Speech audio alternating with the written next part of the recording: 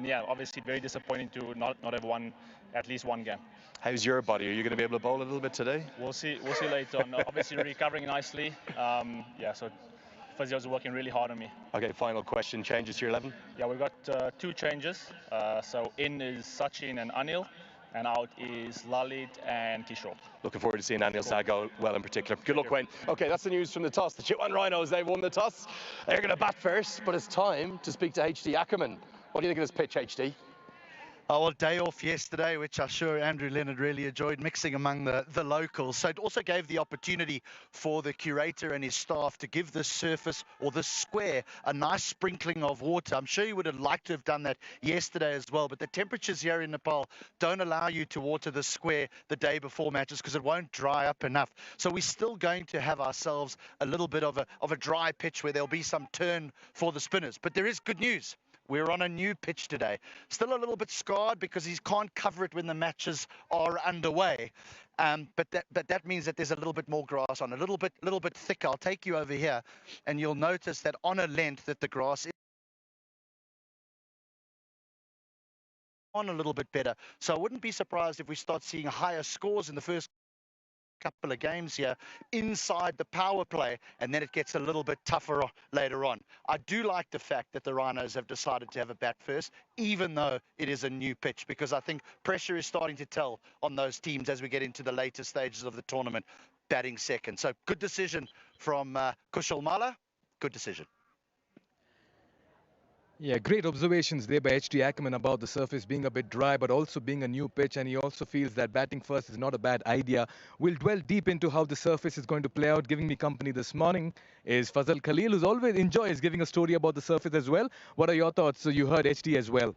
Well, the first thing that I like is that the batting, the team that's won the toss, Miguel, has chosen to bat.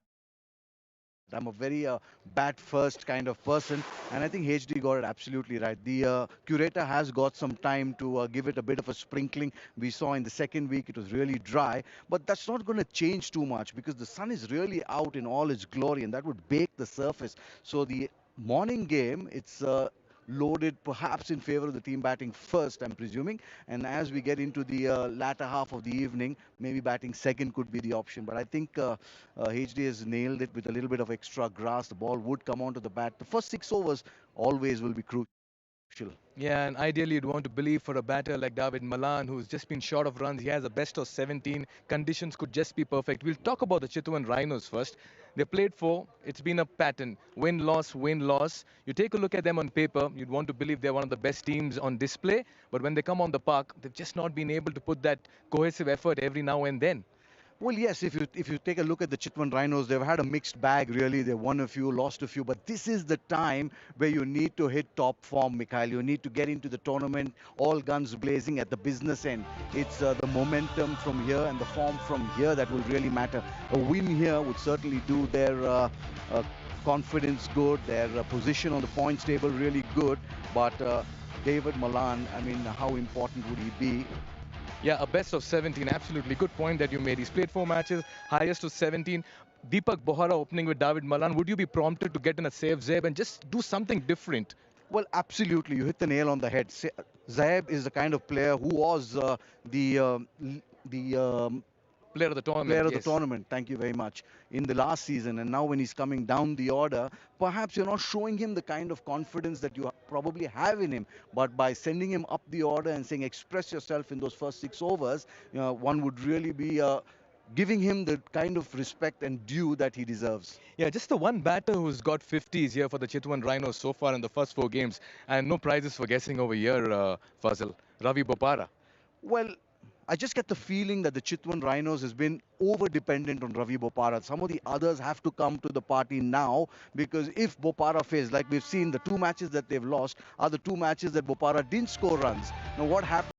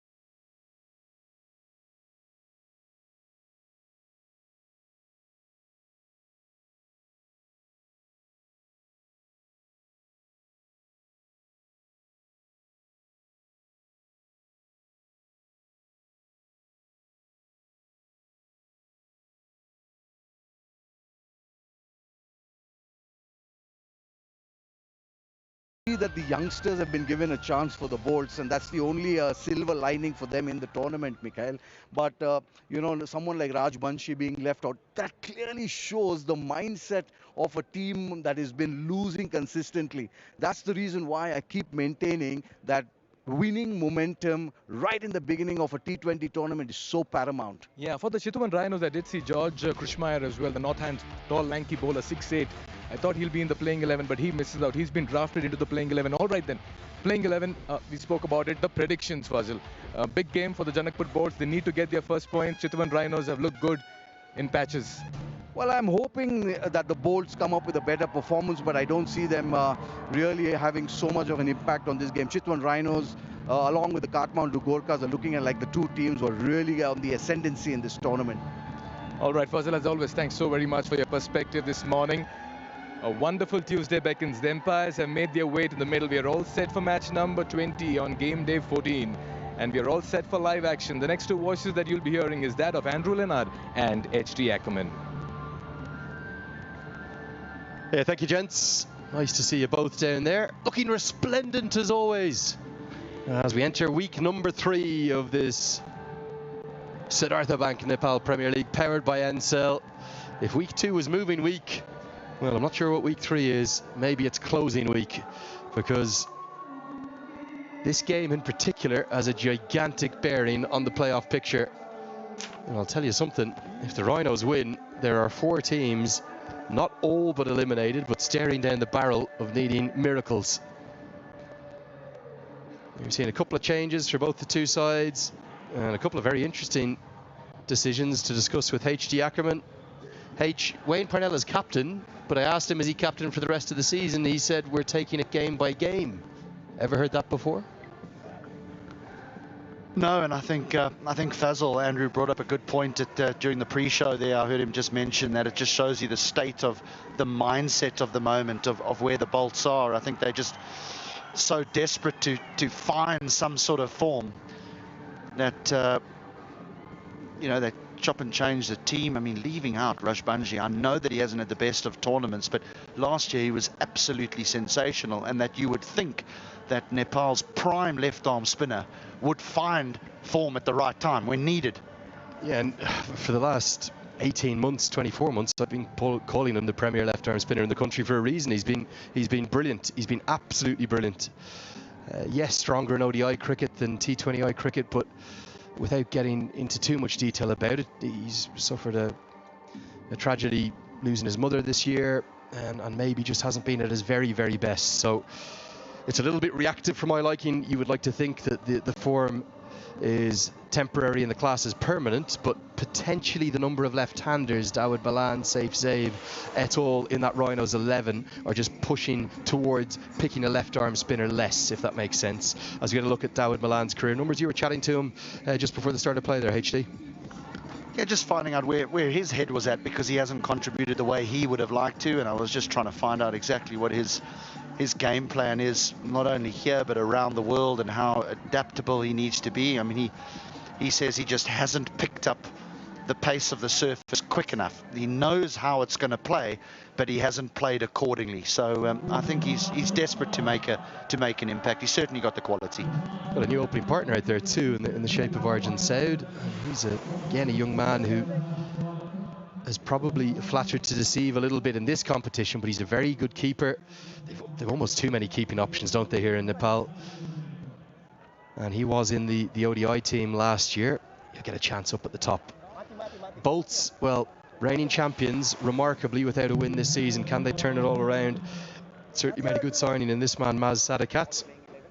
Bat and ball, he looks good. Yeah, got a couple of wickets in his previous game, but it's with the bat that is impressed, not necessarily from a score book perspective, but just the way he's gone about his work and how elegant he looks with his stroke play. So some ability there for Pakistan to look at in the future.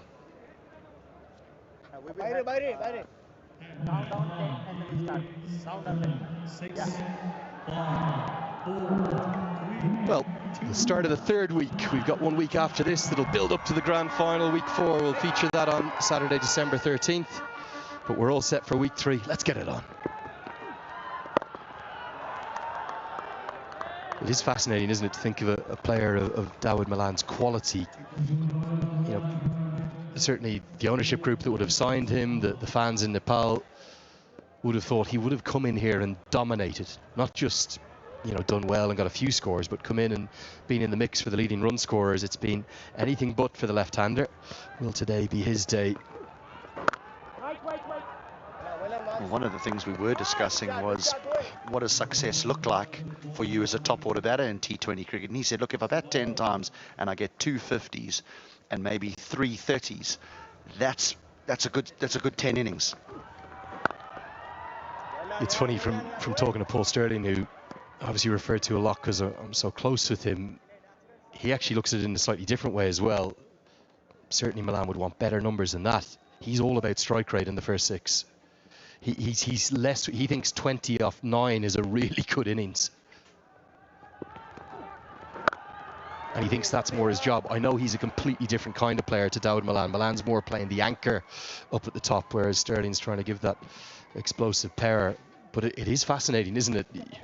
So often at the end of players' careers, we look at their Cricinfo profile or their career numbers and we say, oh, well, he wasn't great, average 22. But actually, the game is about so much more than the raw numbers now. It's about the impact that you have, particularly in this shorter format.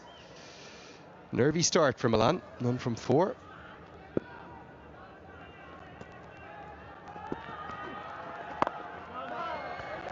Yeah, I hear what you're saying around Paul, but I think it also depends on what you've got around you. You know, if you're the prime batter, if you Paul Sterling or Dawid Malan that come here, you need to understand that they rely on you quite a bit. So I don't think you can just come in and bang it away.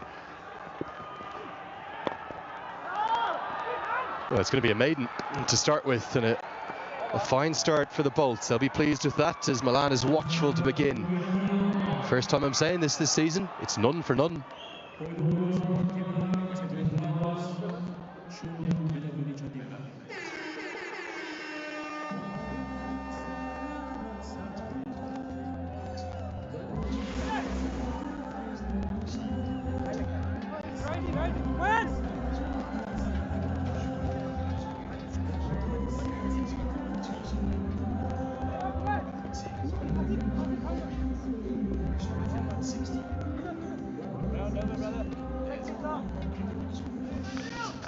Now here's the potential lineup. We have seen flexibility in this order. Saif Zaib's batted quite a lot at number 6, the player of the tournament from last season.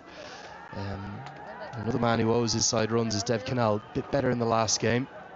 So much quality in both of these two sides. I know the Rhinos have won 2, the Bolts yet to win a game. Make an argument, both sides have actually underperformed this season by quite a distance. As Anil Saab back into the team, relieved of the captaincy, still opens the bowling.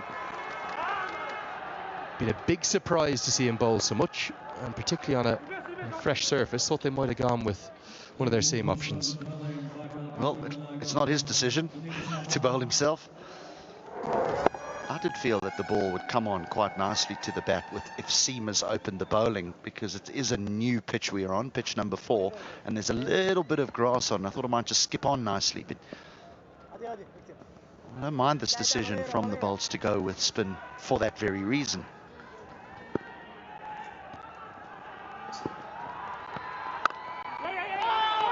Oh, mix up, Malan's got to get back, and he does, but only just. Now Malan not happy at all. May have even heard an expletive there. It's in the gap is what he was saying. I'm just trying to see how the backing up goes. I don't think it was as cut and dried a run as what Dawid Malan was making out there. Not sure it would have added to his mood had he been run out for a 7th ball duck. Oh, put away. Really just there to be hit, wasn't it? Floated up. Malan, that might help improve his mood a little bit. He gets off the mark with a stylish stroke through the offside.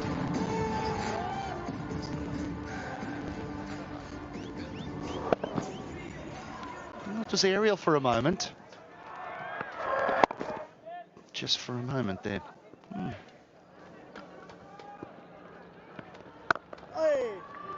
Good diving stop attempt, but not able to cut it off. Are you surprised we're seeing turn on this pitch, given it's fresh and it has been difficult to protect it? No, I'm not surprised that I'm seeing turn. It's still dry. I mean, there's no way for the curator to protect the pitch because we've played every day, so it can't be covered or it can't be watered and then covered, which is a little bit of a surprise. You know, maybe that's something in the future that they've got to look at, where they can actually protect those other pitches by putting maybe a Hessian cover. I think you see some grounds have that sort of cover on it while matches are being played. Yeah, I think the other thing to bear in mind as a caveat to all of this is, you know, we're playing 32 matches on this one block, and it's actually only 5 pitches we're using. So to get the kind of surfaces where 280 plays 190, or sorry, 200 plays 190, is not going to be easy, is it? And certainly all the sides will have to adapt. It's 8-0.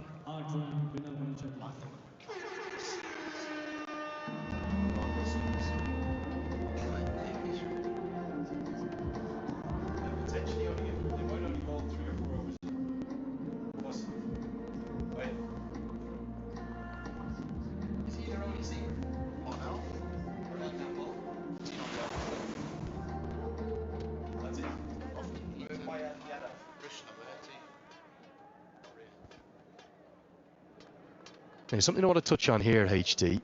There is close to no seam bowling options here. Rupesh Singh obviously offers one, but we don't think Wayne Parnell, nicely played reverse sweep, should get a couple. And should Kansekar does it in a strange manner. 2 runs to the total.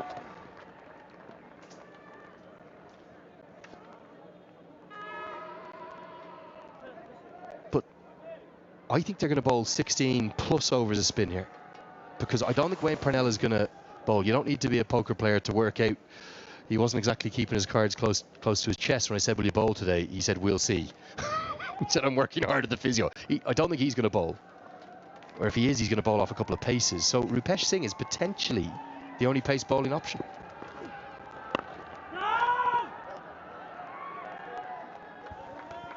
I don't think it's a bad thing. When I had a look at the surface before the start of play, I did feel it would come on nicely in the first 6 with seamers, but it was still dry and was always going to take a little bit of turn. The remarkable thing is, though, I'm saying that the Bolts are going to bowl 16 or 18 overs of spin here, and they've dropped Lalit Rajbanshi. It's a remarkable number of spin bowling options they have. Goes after it. There is a fielder there, but it's right over his head. Nails it. Good batting from Dawid Malan, taking on the matchup and getting a good contact to get his first maximum, the first of the 3rd week of the MPL. And just like that, he's at a runner ball. Just waiting for the left arm spinner from over the wicket to over pitch. And that is the area that the left-hander goes. Over long on, all the way towards deep mid-wicket, if you get that length slightly wrong.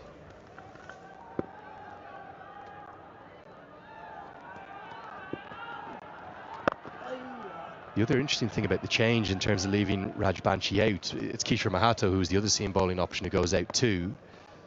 And in come Anil Shah, who is apparently an all-rounder now. Never called him that in my life. Thought he was always the only one I could bank on in the Nepal side to not be bowling. But also, a very talented young leg spinner Sachin Bhatta comes in.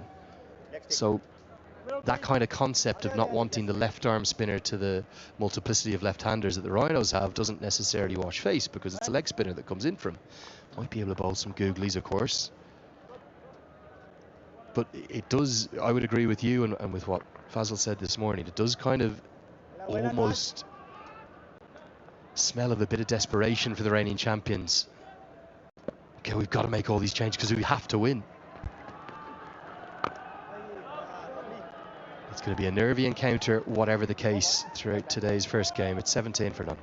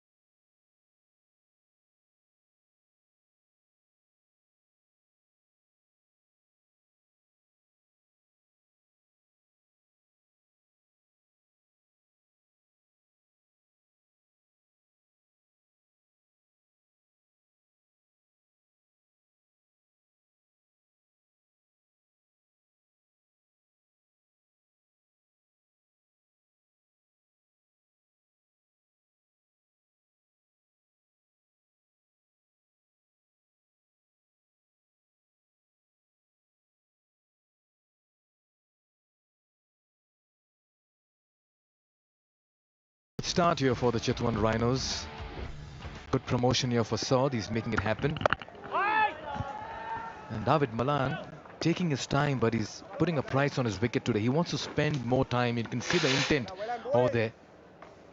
It's been spin all the way so far for the Janakpur bowls. No Lalit Rajbanshi, remember that for them. He almost chopped that on. He's got to be a bit careful over here. Very good morning, Fazal Khalil. Very good morning, Mikhail. After a nice day's break, we come back and see a little bit of turn. It's a new pitch number 4.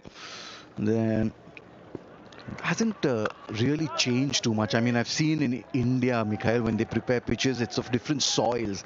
You know, they mix black with red, or they make just a completely red soil. But over here, the entire construction of this square is with the same soil. So I don't see it playing very differently from what it did in the second week. Perhaps the similar pattern would follow here. So a score of anywhere between 155 and 165 will be good at, and that's what David Malan has in mind.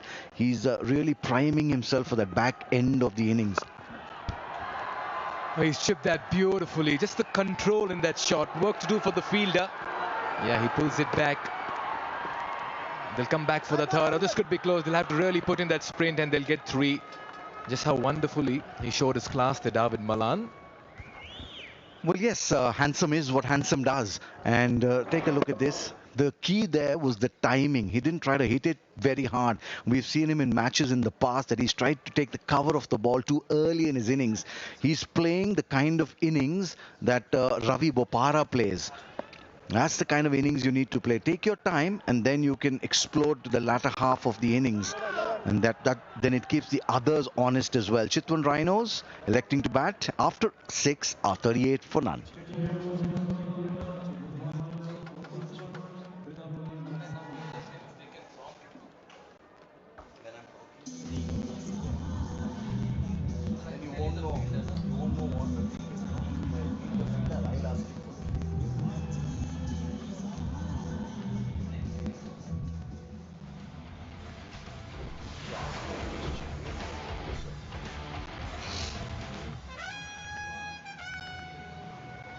Yeah, it's been a pattern for the Rhinos. They began well, they dropped 1. Once again, they got back on track and they lost their 4th. Today they play the Bolts, then they take on the formidable Sudur Paschim Royals and then the Pokhara Avengers, who have a game later in the day as well. But this outing is very crucial here for the Chitwan Rhinos, and so far they've begun well.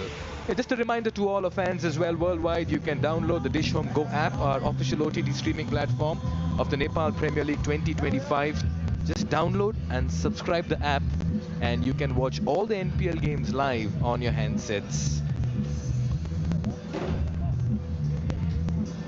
I'd want to believe this is Chitwan Rhinos' best opening partnership so far in the competition.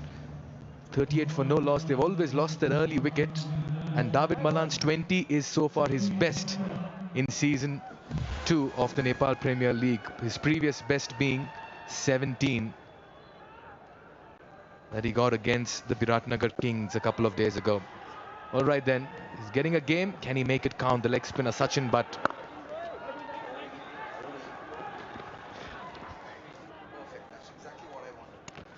Well, if you just see Chitwan Rhinos after this game have 2 games on hand. One against the very formidable Sudur Paschim Royals, and then the other one against the Avengers.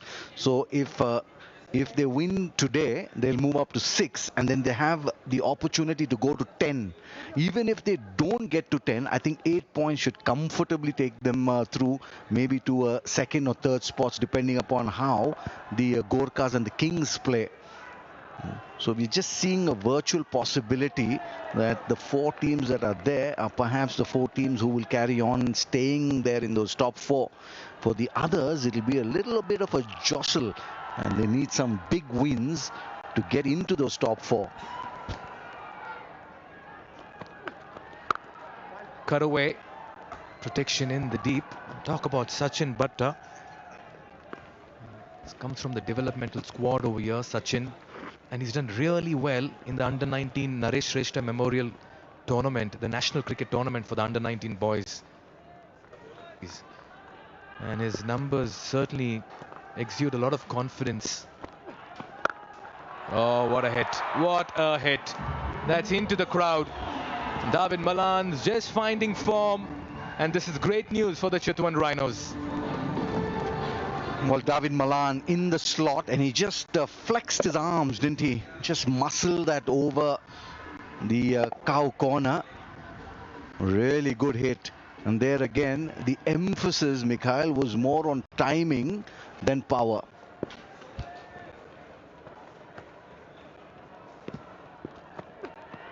Yeah, ideally you want to put the pressure on the young leg spinner playing his first game. If you can just take him on, just derail his confidence and then find that target bowler as well.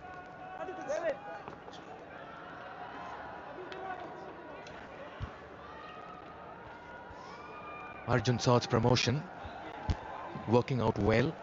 David Malan, that kind of a batter, you really can't keep him out of the playing 11 as well. So much of pedigree and quality.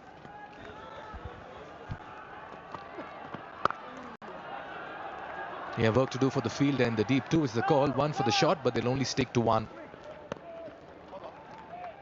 10 runs of over number 7, 48 for no loss.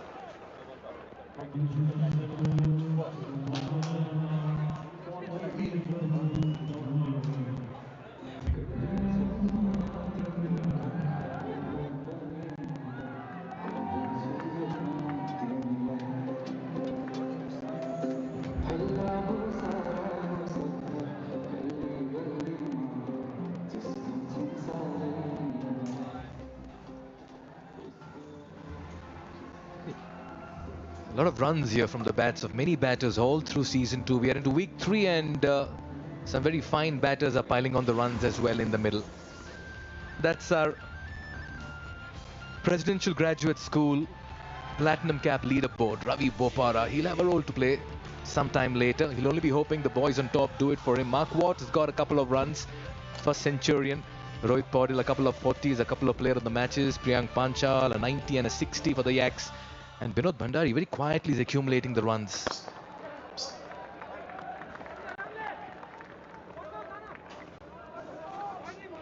The Rhinos will have to play smart. This game is so important in context to the fortunes to the top 4 that it'll also end up being a bit of a nuisance value for the other teams if the Rhinos go on to win this.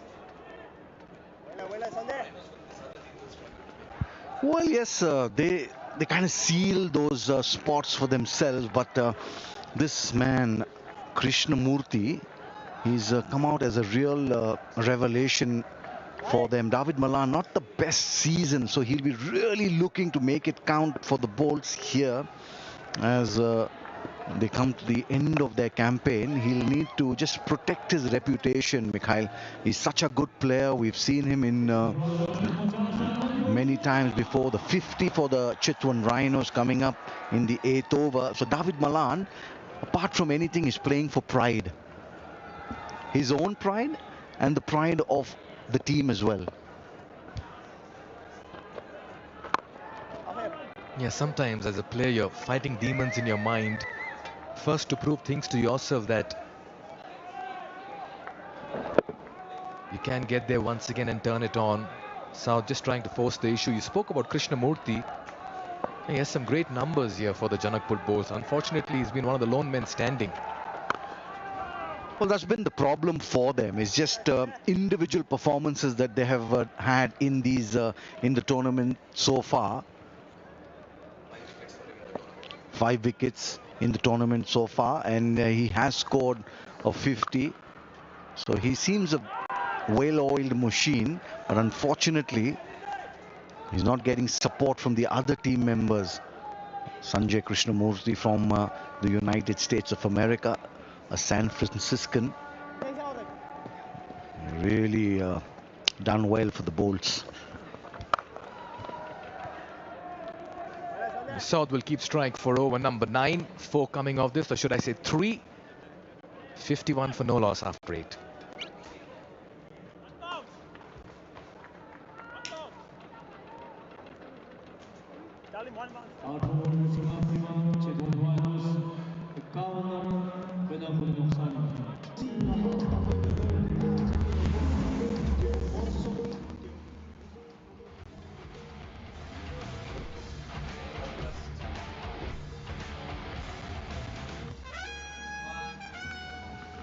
There he is on top of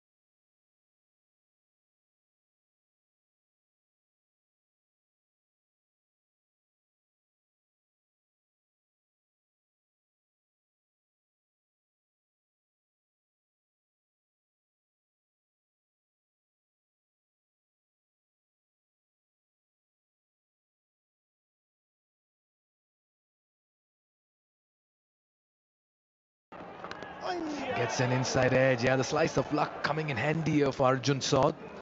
Survived a near catch in that last over.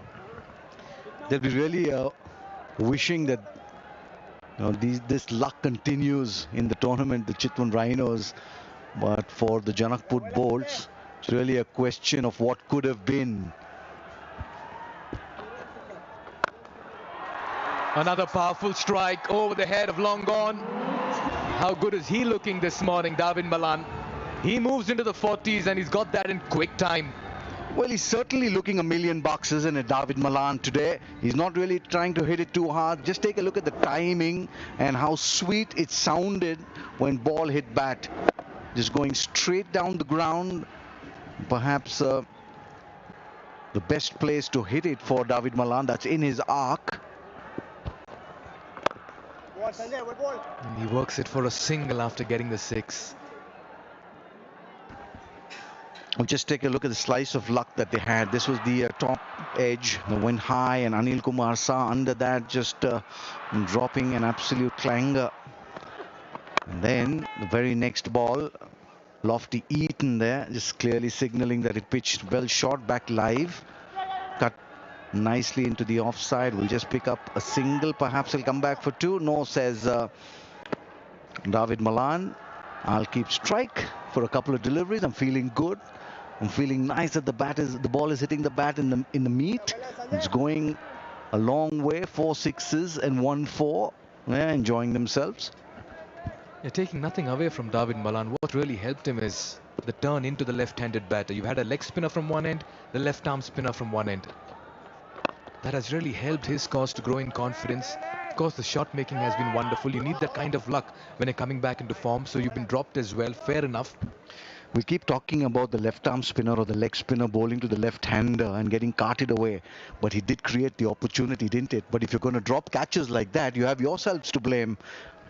And I'm completely against that theory where a leg spinner cannot bowl to a left-handed batsman or a left-arm spinner cannot bowl to the left-hander. I think they create the opportunities as well, apart from going for a few runs. Halfway stage, electing to bat, the Chitwan Rhinos cruising at 76 for none.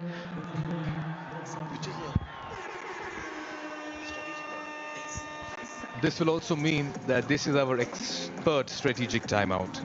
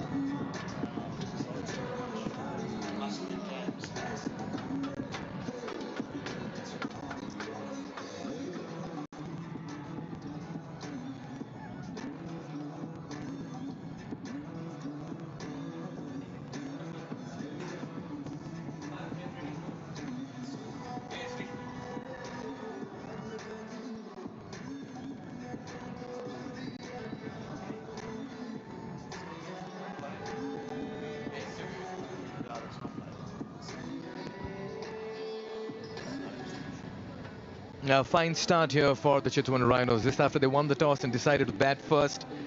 Great opening stand. A quick reminder to all our viewers, you have a chance to win a wonderful air conditioner. That's because My Dear AC is rewarding one of the most energetic fans every match day with a brand new AC as the coolest fan of the day. Get one, keep it. Don't use it now because there's already air condition outside. But you certainly stand a chance to win a very fine My Dear air conditioner as well. HD Ackerman sitting alongside me. What a fine start it's been, HD. It has. They took their time up front, particularly David Malan. You know that he's had a string of low scores, but he's obviously learned his lesson. New pitch, so got the pace of it, understood that there was a little bit of turn, but every time the spinners overpitched. Both Saud and Malan gave it an absolute hammering, and this is the ideal start here for the Rhinos. Ideal, because you would think around that 150 mark is going to be challenging. What has been surprising, Mikel, is new pitch. 4 spinners make that 5 now being used. Not one seamer yet. and their premier spinner is not in the playing 11. Still trying to wrap my head around the kind of chopping and changing they've done in the last couple of games. Anil Saad comes back, but he's not leading the side. Still trying to understand why would he not be leading the side, especially when he has more intel and knowledge about the local talent. And taking nothing away from Parnell, he's done a fine job, but he's just come in a couple of days ago. Yeah, that just might be where they just feel that there's too much on his mind and that he needs to focus on his batting.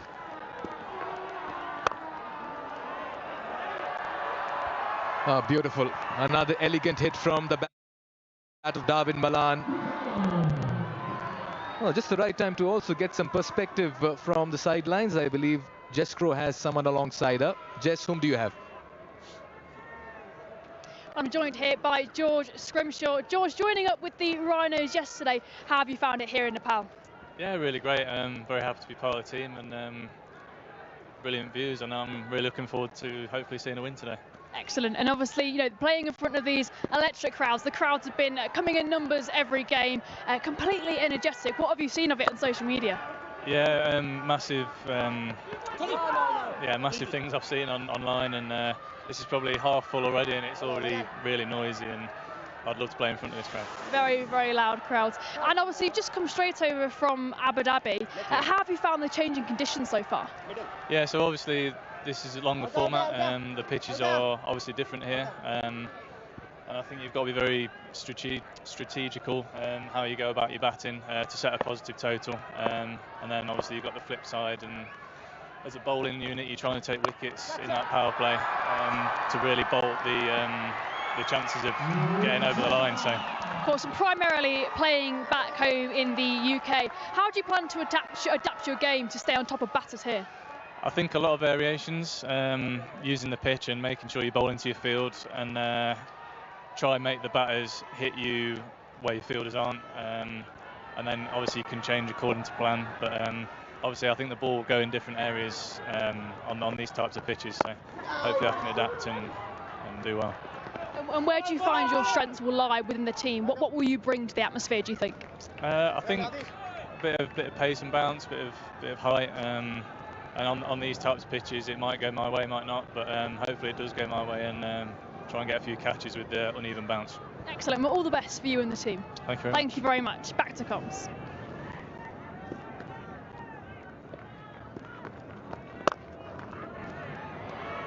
He's looked good. 10 runs. Arjun Saad's playing a very fine innings at the other end. The last 4, HD, had a lot of appreciation from your end as well, yeah?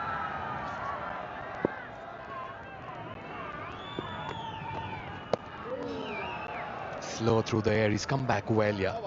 Aditya Mahata, 11 gone, 86 for no loss.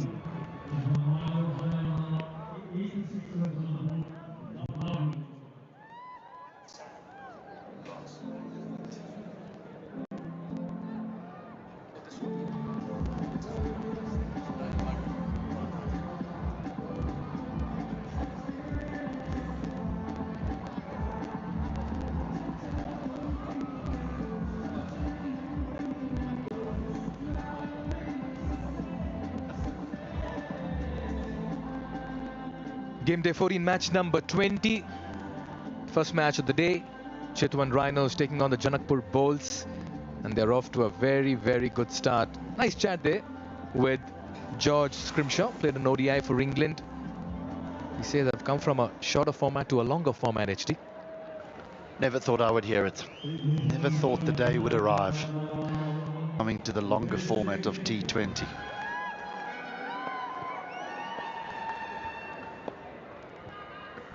Seam for the first time.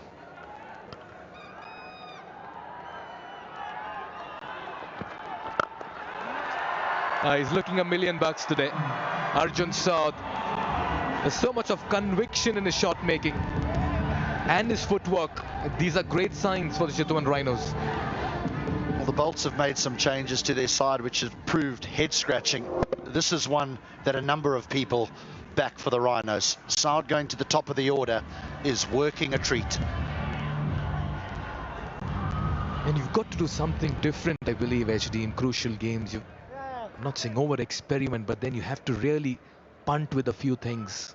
Nothing ventured, nothing gained, they say. South in his 40s as well. His partnership worth 90.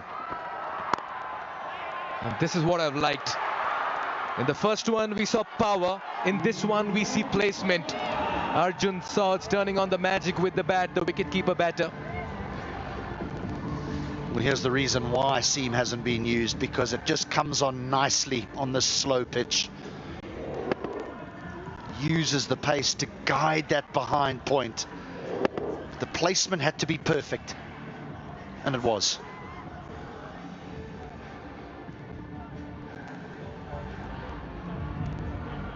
Wayne Parnell, Lofty Eaton, Aditya Mata, all in discussion. 8 runs in the first 2. They're going at a very good clip at the moment. The Chitwan Rhinos. 8.29. Just hurried him for pace. Oh, he's stranded there. He should make it in time. Directed. Was he slow in getting back? David Malan's comfortable. Yeah, I don't think Malan can be too angry with his partner. Yes, it is a run. Yes, it is his call. But he's been struck in a region that I cannot describe the pain. It's impossible to describe. He's safely home. He and his partner, Arjun Saud, will recover, but it takes a while.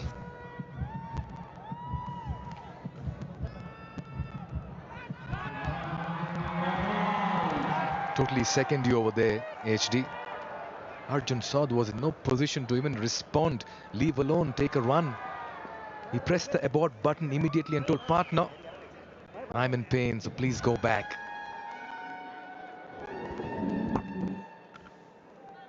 Oh.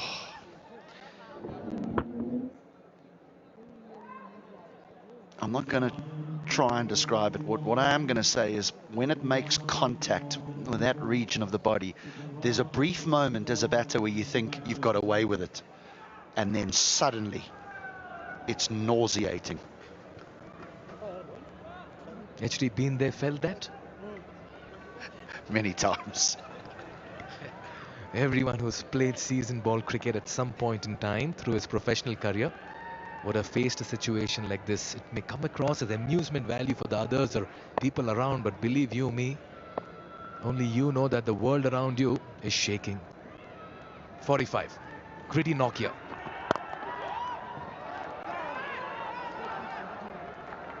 And that'll bring Malan on strike.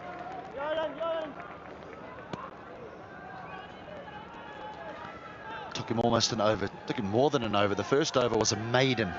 So that's how long it took Dawood Malan to get off the mark. Now he's poised on 49, a moment that most players hope comes sooner in the competition. But this is big for Dawood Malan. He will feel at home in a Rhinos outfit with just one more run to his name. Great signs here for Chitwan Rhinos to see Malan striking form. He's made life very easy for Bopara, Sev Zeb and Kushal Malla by getting this innings going in a very crucial juncture of the contest. Yeah, David Malan's elegance and grace comes to the fore with a strokeful half-century. And what a time to bring it as well. He'll complete 2, but in the process, he'll get to a very fine 50 this morning. His first in the Nepal Premier League. We wax lyrical about extra cover drives and pull shots, but the stroke that brought up his 50 was a highly intelligent stroke, just a little nudge away on the leg side for a simple 2.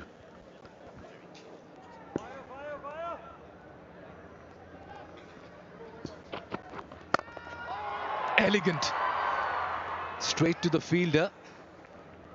Just shows how well he is middling the ball today. One of those mornings you wake up and you feel everything's going right. 12 runs of this, 98 for no loss.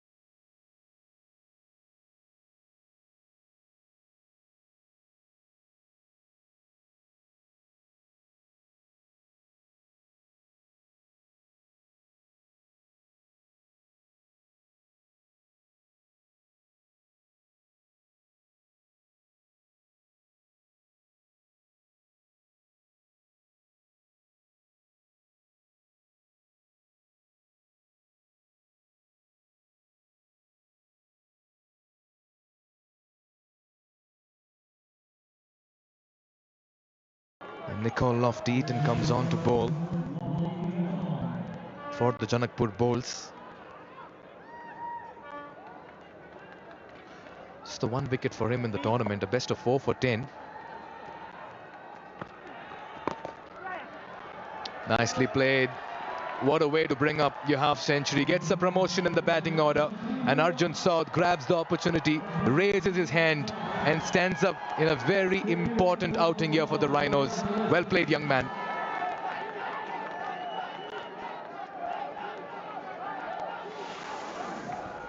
That's one way of saying to coach and management staff, what have you been doing with me down the order? Lovely innings. I watched him a lot. He's played a lot of cricket back home in India as well, practicing a lot. Wow. Oh dear, it's found the field. Oh, he just lost it in the sun. Lofty-Eaton's not impressed. Rupesh Singh, for a moment, it looked like he was readying himself for a straightforward catch, but he just lost it completely. And Malan survives once again. Oh, he's got the sunglasses on. He never looked like catching it, did he? He must have immediately looked up into the sun. You've got to get your hand up early, try and block the sun with your right hand or your left hand. You've got to catch it, I'm afraid. Sun or no sun. It's a game that's played in the sun. An opportunity here. Sadakat with an effort. Oh, and he puts it down. Another batter survives. I believe that's Aditya Mahata. The batters being helped by some very ordinary catching and fielding in the middle. Well, we might excuse this one because this is a good effort. He got there very well because he had to make up a lot of ground.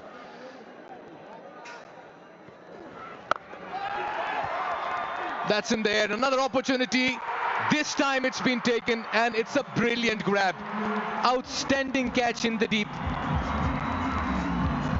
Sanjay Krishnamurthy, he's been one of the stars here for the Janakpur Bowls, just showing his all-round abilities to take a very fine catch under pressure. But a very fine innings by Arjun Saud comes to an end. Arguably the toughest of the three. Running forward. It comes off the toe end of the bat of Arjun Saud. But Krishnamurthy is a good cricketer. He's been brilliant with ball, excellent with bat. And that's a fine catch to top things off. Saud goes for a well-played 52. The Rhinos have lost their first. It's 112 for 1.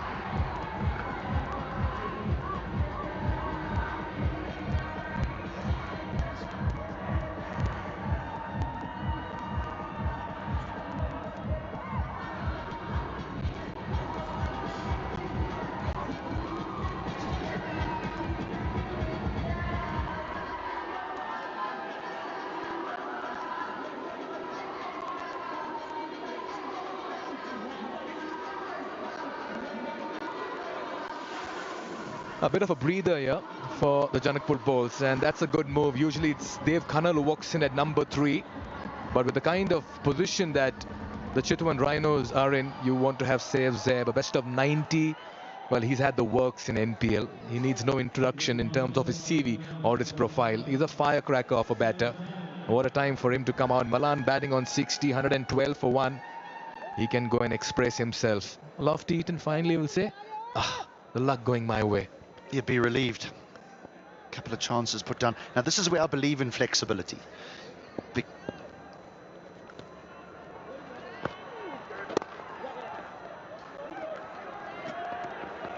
Just give me one.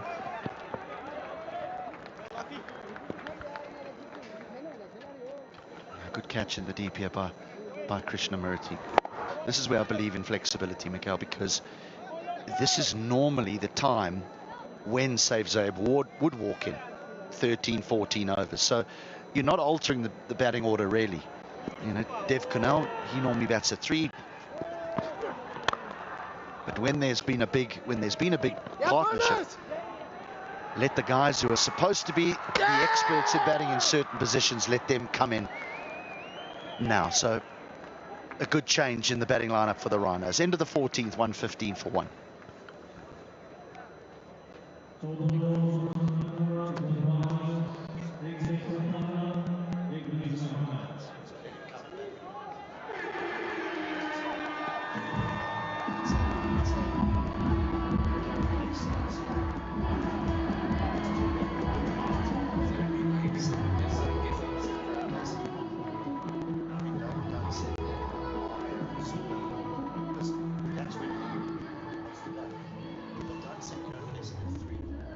It's been a good outing so far for the Rhinos. Remember, it's a very crucial match. The Bolts still to open their account.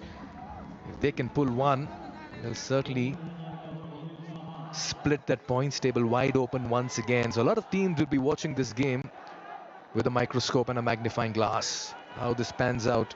But for the moment, Rhinos looking good. Just wide of the fielder. In the driver's seat are the Rhinos. It's a good outing for them with the bat. There it is, the Omoda and Jeko. The new Jeko J5, the real SUV with the best in-segment specifications, and rupees 25,000 will be donated to education per match. Each time the ball falls on the podium of where this car is parked. So far, no one's got it, HD.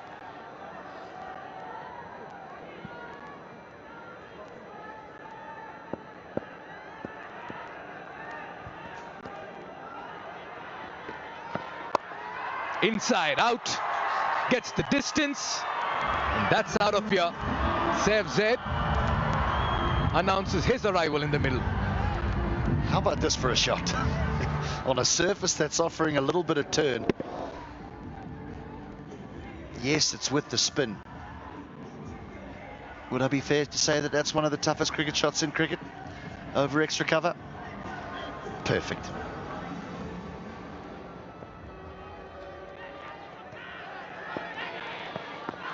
This could be close. Oh dear. Very vocal was Anil Shah. Buddhi Bahadur Pradhan just not interested.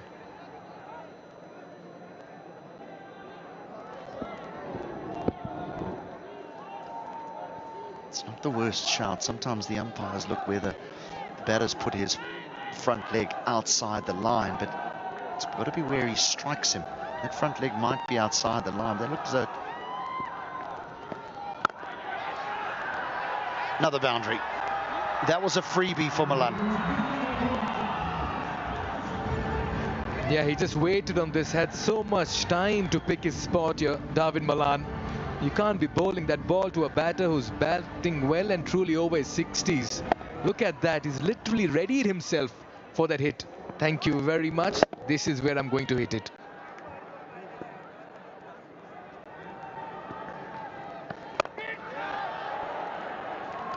So just going back to the LPW shout, is that sometimes the leg gets outside the line and you put off by that, but the ball hits the body in line.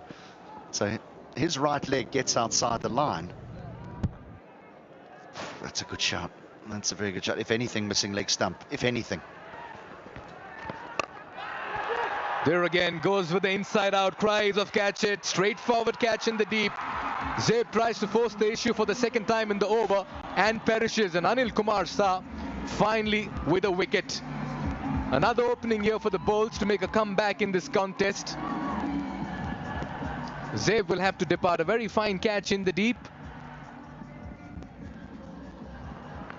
Not too sure he got to the pitch of the ball over here, but he challenged the fielder only to find him right down his throat. Krishnamurthy again with the catch. He's taken a couple today. Zeb will have to depart for 7. It's 1-8 for 2.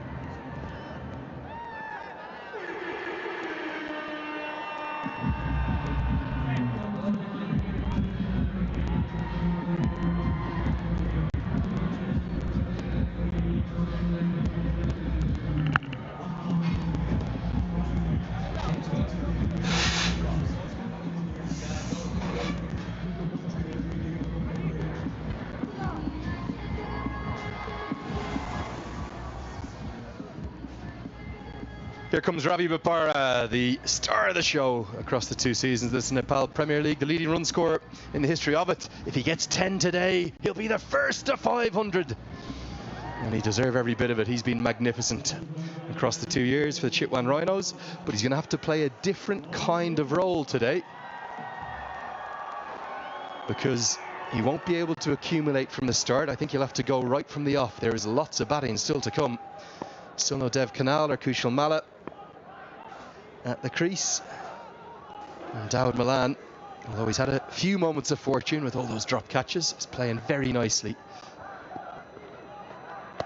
It'll be a wide outside the off stump. Andrew Leonard here alongside Fazal Khalil. Fazal, firstly, I think it's good afternoon now to you. How are you? Very good afternoon, Andrew. Good afternoon to all watching this broadcast. Match 20, the Bulls versus the Rhinos. Rhinos really dictating the terms here, thanks to Dawood Malan. He's in form now, and you did rightly mention that he had a charmed inning so far. A couple of times he was dropped. 12 and over from here should take them to 188, but out of character for Ravi Bopara this afternoon. He likes to build his innings, but here he'll have to go hard from the get-go.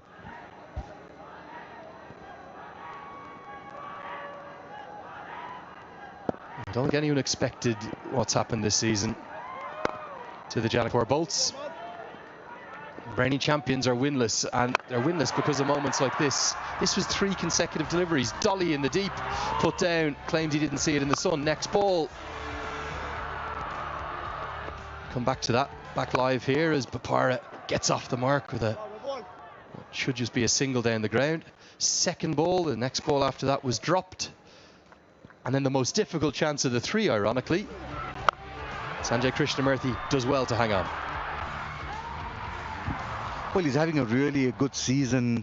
Sanjay Krishnamurthy, he's batted well, he's bowled really well, and now you can see he's a top-class field as well.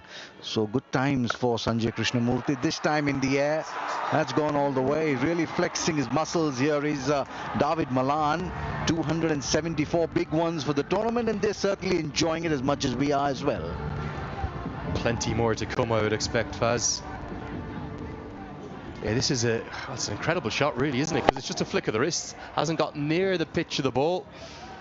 And Lofty Eaton can only watch it sail over his head. Rhinos hunting down, well, what, 180 from here, you'd imagine. Or maybe even more, as Malan goes again. Doesn't quite get all of it. Not a great piece of running. They really should have got 2 there, but Krishnamurthy's been outstanding in the deep, and he gets some support from Lofty Eaton. Well, it's really playing in the hands of Dawood Malan, isn't it? The left-arm spinner in the slot just didn't get hold of it. Just pulled in inside the boundary. Very inviting. Lofty Eaton should be able to cut that off. Was this one put down as well, I wonder? Another chance. Yet again, I think it's Rupesh Singh. That's his second drop. 16 bowled, 139 for 2.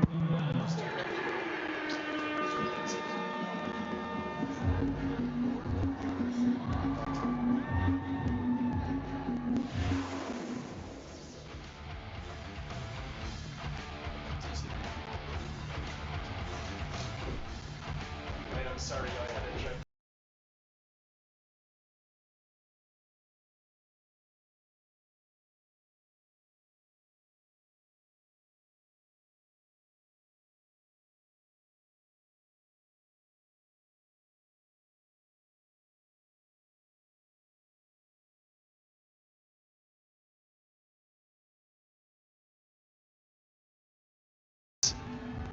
But it appears as though it's burst through the hands. Just tossed up very teasingly, very tempting. Straight at him, and oh dear. Well, it sums it all up, that reaction, doesn't it?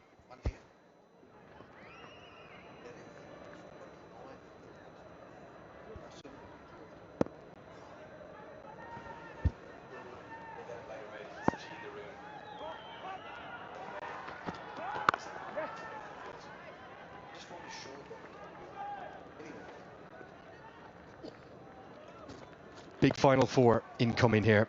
You would expect they'll want at least 10 and over. I'd say 12 and over with Dawood Malan there, maybe even 14 and over from here if he can get going. 180 plus is par. So that's the change of the pitch, perhaps also aiding in that score as well. It's a fresh pitch used for this game, so a lot of live grass as well.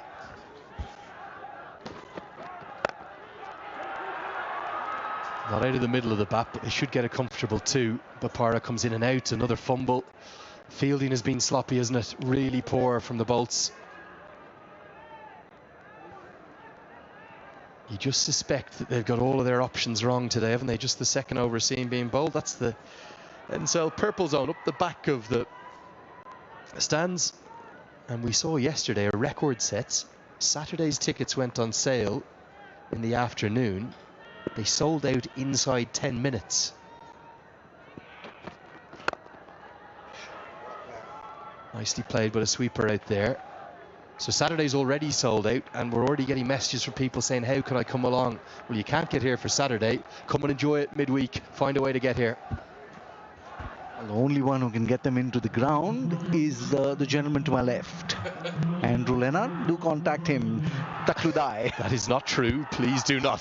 Please do not slide into my DMs. Oh, please, Fazil. The messaging platform, it's already crashing. Slower ball, clever piece of bowling. Chance and taken, that's more like it. And a big roar from the Bolts crowd, who I think are outnumbering the Rhinos. Is this something of a fight back? Bopara had to play a different kind of innings today, and he couldn't get it done, was given a life, and then finally held at the second attempt. Just like I mentioned, out of character for Ravi Bopara. Likes to take his time, doesn't like to go bang bang from the word go. It's just a little against his grain coming at this time of the innings. He's gone for 3, a rare failure for him. The Rhinos, however, looking pretty at 143 for 3 in the 17th.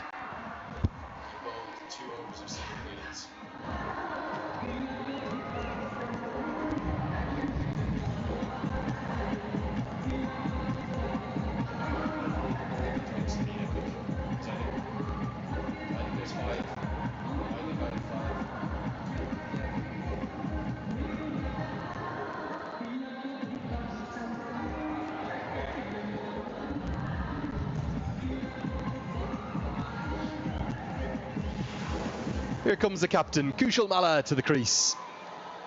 Now that strike rate is a little misleading. He's a much better player than that. That's across the course of the Nepal Premier League. It's a clean ball, this young man. Maybe his weakness is against pace, so not a bad matchup for Rupesh to have a couple of balls at the captain of the men in orange. Can you believe we've seen just the 2 overs of seam across the innings thus far, Fazil? Well, I'm surprised for sure, because this is that new pitch that we were talking about. But I was mentioning in my previous stint, Andrew, that the texture and the composition of the profile of this complete square is the same, doesn't change too much. So this as well is not going to play too differently. Credit to young Rupesh Singh. Clever change of pace, this one takes it all off it. I think it's the off cutter, and Bopara was outfoxed. Well, certainly was, but no real option for Bopara. Very unselfishly going for runs here. They need these big runs to just get them into that formidable position where they play the Bolts completely out of the game. Really good over, this one. Just the 5 runs. Oh, they might get a 6 because of the overthrow. That's sloppy from Rupesh Singh. You have to have the presence of mind to not allow Milan back on strike. It'll be 2 to end the over, not 1. It's 145 for 3.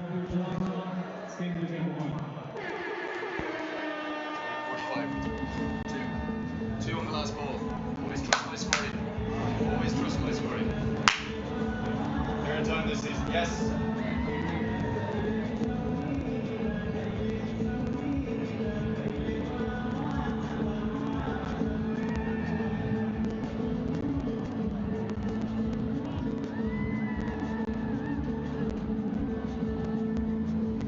There it is, the Red Bull fan zone.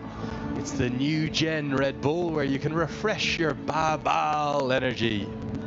Babal, Babal, Babal, Babal energy. There we go.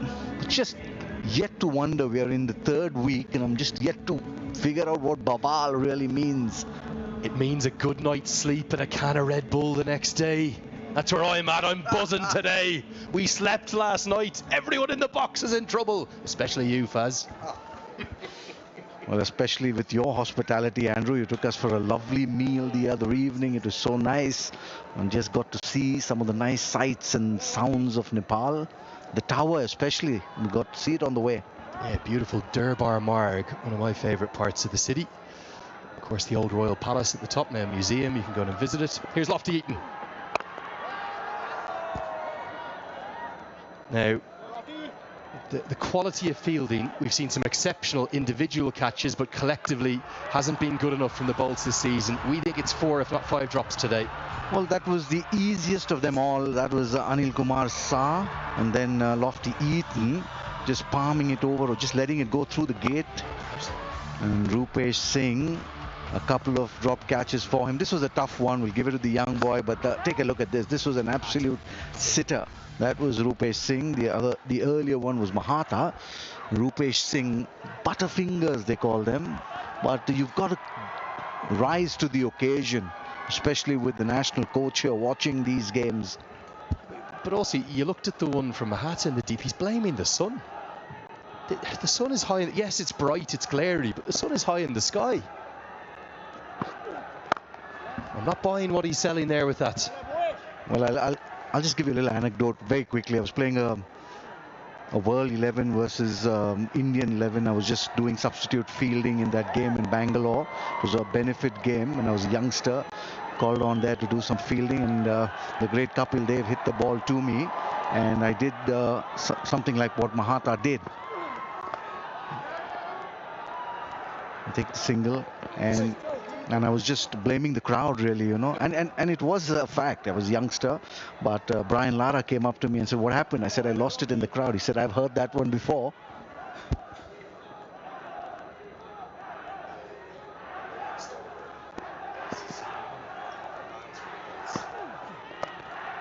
Swept around the corner. I think this is really well placed. It'll race for 4. Love the way Kushal Malla takes on spin. Usually it's down the ground. That's why Lofty Eaton is going into the pads, but he finds a way to manipulate it away for 4. Well, he's certainly enjoying himself out here. Is David Malan.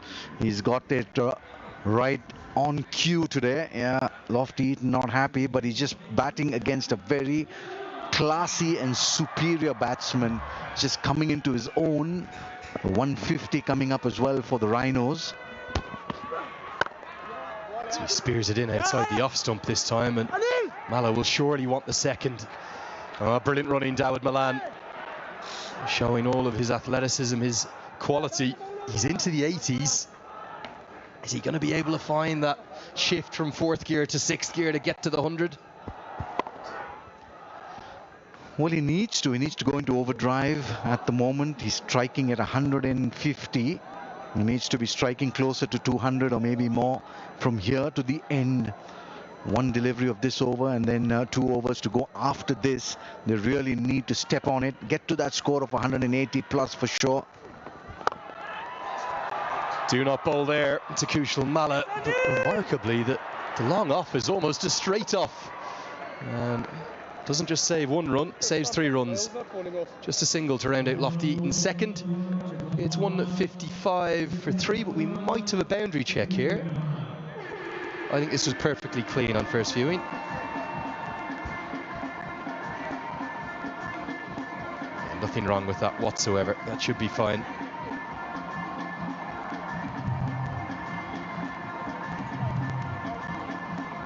Well inside the rope for me. That should be runs, runs, runs.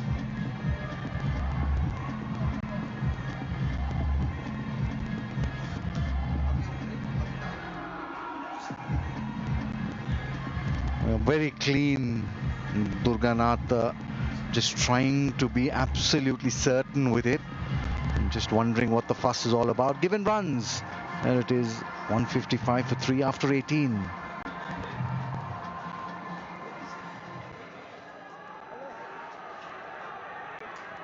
Two to go. Can they drive up to 180? Need a big finish. They've got just the man at the crease to do so, and he's going to love this matchup. Left arm spin into his hitting arc. He eats it for breakfast, lunch and dinner, but very cleverly bowled, keeps it out of his hitting arc.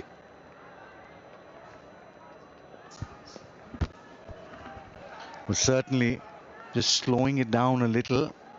Just a quick note here, the Janakpur bolts, you'll notice, wearing black armbands, every one of the 11 players, and that is because of those, well, catastrophic floods in Sri Lanka. This is close, this should be out, it is. Walks across his stumps, thuds into probably off stump in terms of impact. Gonna go on and hit middle. Very clever bowling. Special cricketer, this Maz Sadakat. Absolutely special talent. That's the definition of an LBW. Right in front, hitting in line, hitting wickets, halfway up perhaps. Really well bowled by the youngster Maz Sadakat, the Pakistani 19-year-old. David Malan gone for a well-made 80 of 54. The Royals now 158 for 4 in the 19th.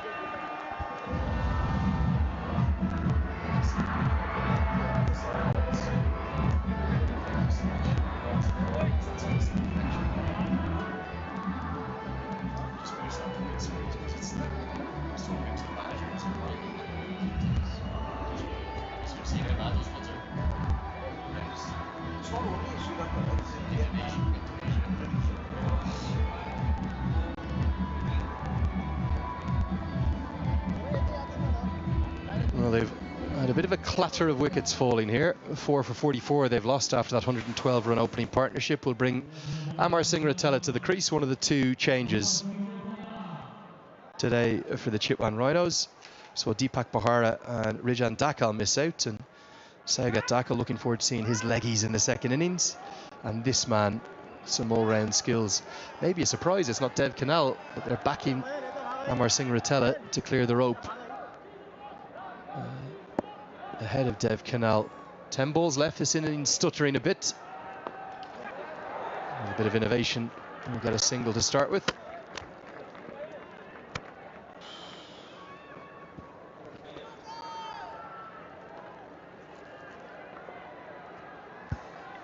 Lahiru Malantha there, so that's obviously the connection for these black armbands. The Sri Lankan president Dissanayake is saying that this is the largest and most challenging natural disaster in Sri Lanka's history. The death toll is approaching 400 and going to continue to rise. The after effects of Cyclone Ditwa, so our thoughts with everyone in Sri Lanka. Beautiful country with the most incredible people, just like Nepal, and some of the imagery coming out of there, well, shocking. And we know that they're obviously going to be playing host to the T20 World Cup in February. Let's hope that people can recover and still look forward to the joy of that.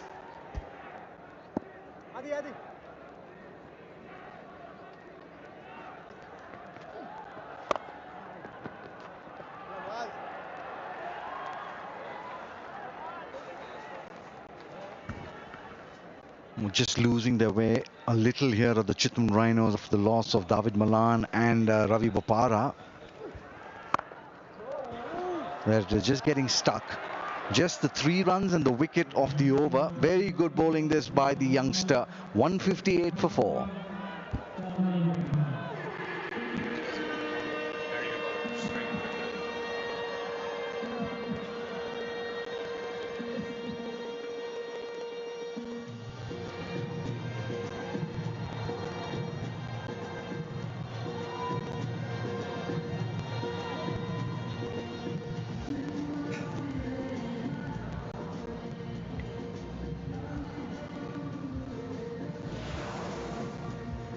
Well, all of the momentum that the Rhinos have just dominated this innings with has kind of disappeared. It's really good spell of bowling that from Maz Sadakat.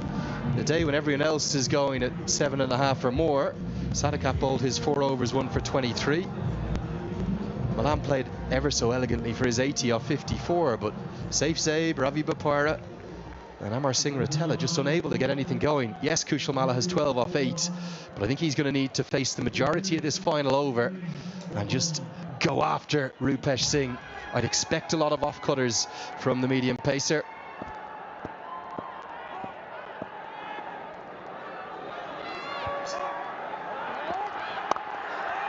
Not the right place to bowl as Mala guides that away for 4.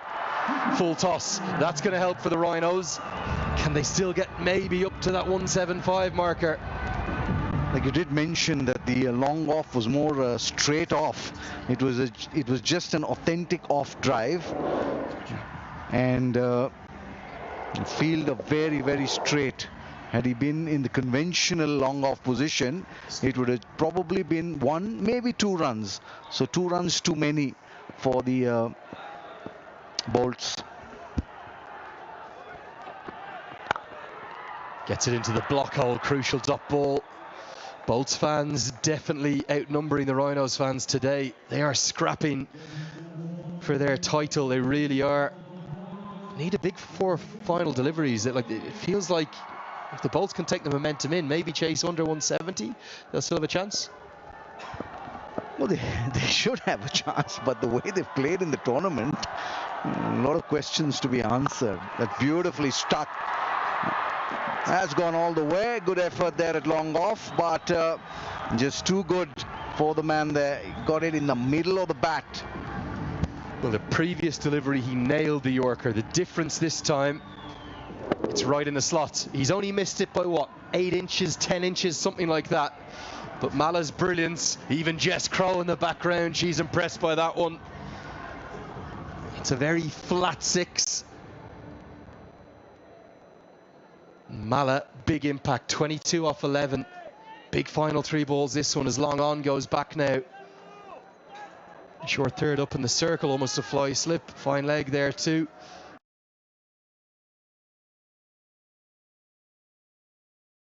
Square leg, and then it's extra cover, the 4 men in the ring. Oh, I'm not sure you can bowl there to Kushal Mala, because Mala will just say thank you very much, and oh dear, I think we have an incident with one of our cheerleaders. I don't think she's got out of the way in time, and there's real concern. He is so powerful, Mala. Let's hope she's going to be okay.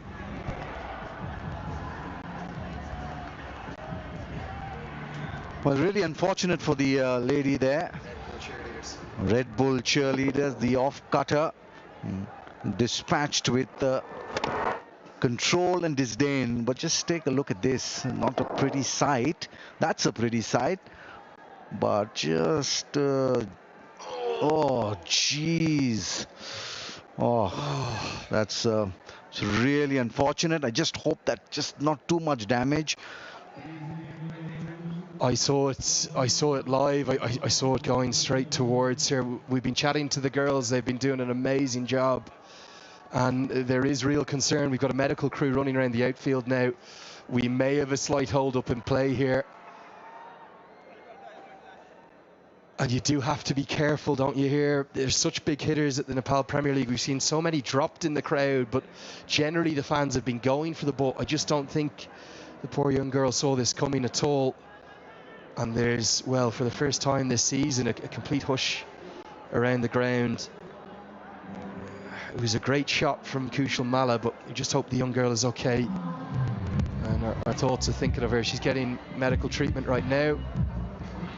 And even, it's nice to see the entirety of the Chitwan Rhinos bench is actually over, just making sure she's going to be okay. That was the first delivery, dispatched for 4, then down the ground for 6, and then this was the one over extra cover, the best of them all. 16 runs so far. Kushal Mala, when he hit that 6, I just thought for a second that David Malan was on strike. That's how clean and how nicely he hit it. In control is Kushal Mala. Okay, we're going to continue. Final 2 deliveries of the innings. As Mala misses out this time. Just 1 delivery left in the first innings. The Rhinos have done really well batting first, justified Mala's decision. I just want to take a look at this back foot of the bowler. He's just coming perilously close to that return crease. I just want to take a look. Just take a look at that. Oh, jeez. I'm wondering whether the umpire would have taken a close look at that. Well, at least a single. Will they think of a second? They will. Lofty Eaton's a very good fielder, but Just wonder, has Singratella been quick enough to get home? Loft Eaton's wondering why Rupesh Singh ran backwards. I think they've got home for the 2, and the Rhinos, thanks to Mala's little burst, his cameo of 30 off 14, although he's frustrated with the bats, I've no doubt he's going to run over and check on that young cheerleader as well. It will drive a very fine first innings of 176 for 4 from the 20 overs, and you would say at the halfway stage advantage to the Chitwan Rhinos. Well, certainly advantage Chitwan Rhinos, but they looked at one stage that they'll get more than 180. So maybe the Janakpur Bulls have done well in those last 3 overs or 4 overs. Once they got Bopara and David Malan out, they stemmed the flow of runs that was going at breakneck speed at one stage. Got 48 runs and lost 2 wickets in that 16 to 20 overs, the last 5 overs. But what a good middle phase they've had, 7 to 15. They scored 90 runs, Andrew, and they just lost 2 wickets. It's also the 3rd highest total of the season. It's the highest since the Sudhir Prashim Royals made 193 for 7 all the way back in match 6. So moving on to a fresh pitch has helped, and Dawid Malan certainly enjoyed the conditions out there, despite there being a maiden from the first over of the match that he saw it from Maz Sadakat, who bowled so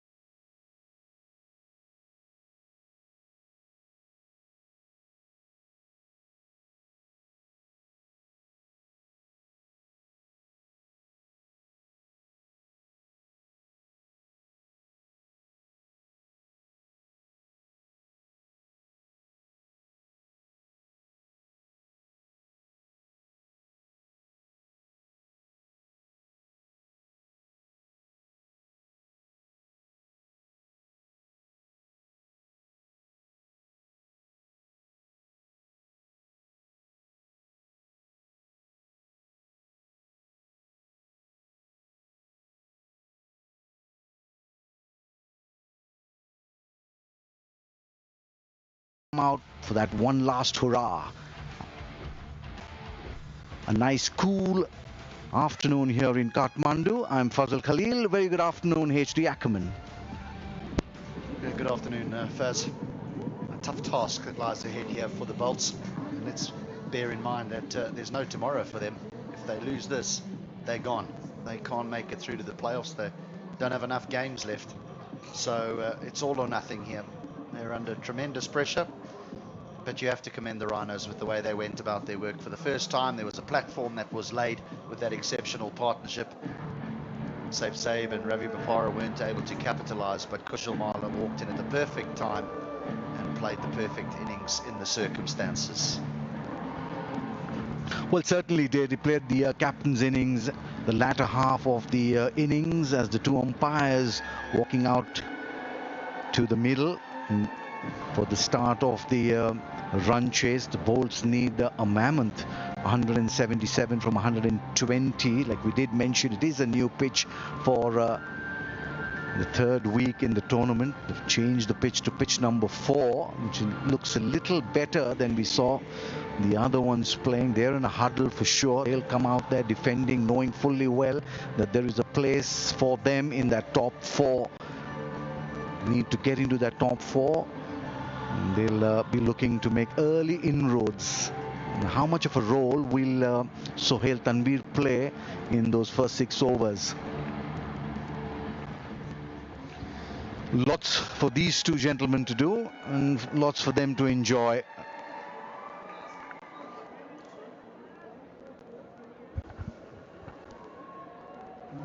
I've always mentioned how important it is these first 6 overs, especially with the shine and the lacquer on the ball. It comes onto the bat nicely when the medium paces are in operation. It's just when the ball gets a little scruffed up and the spinners come on to bowl that we've seen a little spot of bother for the batsman. But we saw David Malan and Saad doing it really well for the Rhinos. Can these two repeat the same for the Bolts as well? Just reminding everyone that the Bolts are the defending champions. Asif Sheikh, 15 matches. I don't go by those stats. He's a lot better than that. He'll have his job cut out for sure in these first 6 overs. Well, his partner at the other end.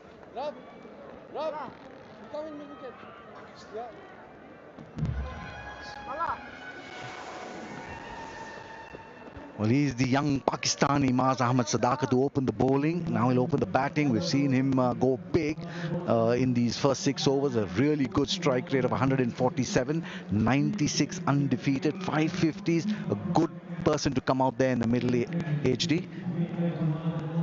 I've been very impressed with the way that he's gone about his work. I know he's only batted a handful of times and he hasn't got a big score. I think his top score at the moment in this competition is 20, but he looks like a stylish player. Adds a little bit of value with ball in hand as well. Sohail Tanvir will take the new ball, which is something we haven't seen yet today, because the Bolts opted for 5 spinners before a seamer was introduced. So it'll be interesting to see how the new ball does operate on this pitch number 4 being used for the first time today. Completely different tactic being used by Kushal Mala. Fast bowling to start, slip in place. Sohail Tanvir, all set. Nicely bowled, a little bit of tail into the left-hander. He has the ability to do both ways. Can swing it away from the left-hander, and also that late swing in. Canny operator. He bowls well at the back end as well with his variations, handy Yorker. Been around the block, Sohail Tanvir. Well, certainly has picked up 4 wickets, 4 very good wickets in the last game that he played here. Can he pick up wickets early on third man and fine leg? Very lucky, gets the inner half of the bat. Will get off the mark, Will Maaz, and so too the Janakpur Bolts. I don't mind that option.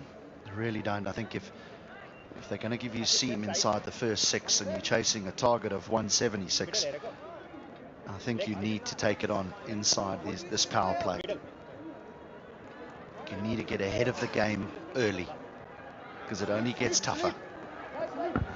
Especially when you have to start with a run rate of 8.95 runs to the over. Yeah, the ball will come onto the bat. It will swing a little perhaps in the air, as we've seen Sohail Tanvir do, but they'll have to take those chances. Will Asif Sheikh and Ma Sadakat out there in the middle sent there specifically for a job. 2 slips in place now. Just a little spar outside there off stump. Lucky he didn't get the edge. There are 2 slips apart from the wicketkeeper there.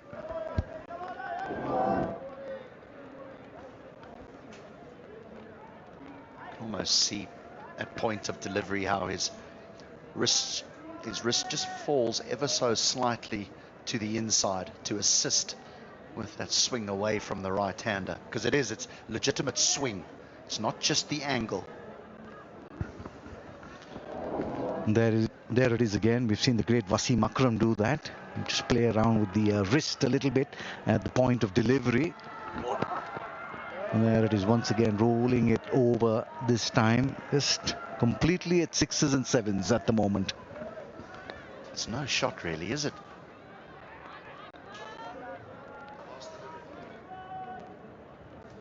I mean, this is what we refer to as a nothing stroke. I mean, he's not trying to clatter that for 4. He's not trying to knock it away for 1. It's not a positive leave, not like they let the ball go in T20 anymore, but that sort of stroke does highlight that he's maybe a little unsure of which way the ball's going. Well, added to that, I think he's playing the bowler rather than the ball. In the air and just short of the man at slip. And Saif Zayed is the fielder at first slip. Perhaps on this pitch, a little too deep.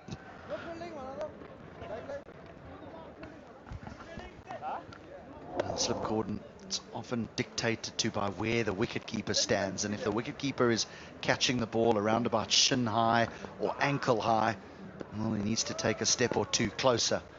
Very seldom do you see the first slip ahead of the keeper, and so he has a big job in dictating where that cordon will be.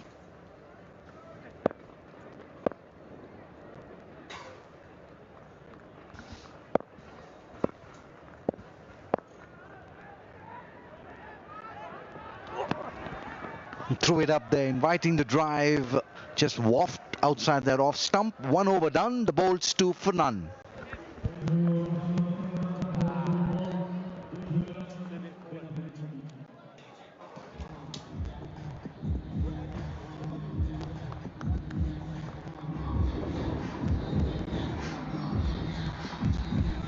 Yes, yeah, ready.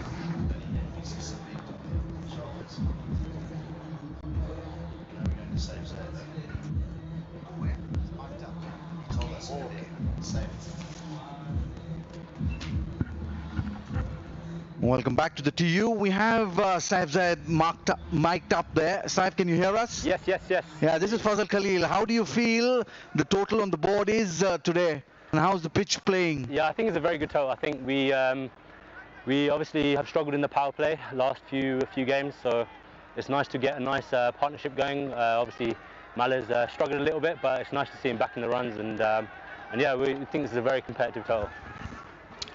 Well, Saif, has this pitch played any differently to the ones that have played earlier? Looks like it's just coming on a little bit, but obviously we don't know because they didn't bowl much pace up front.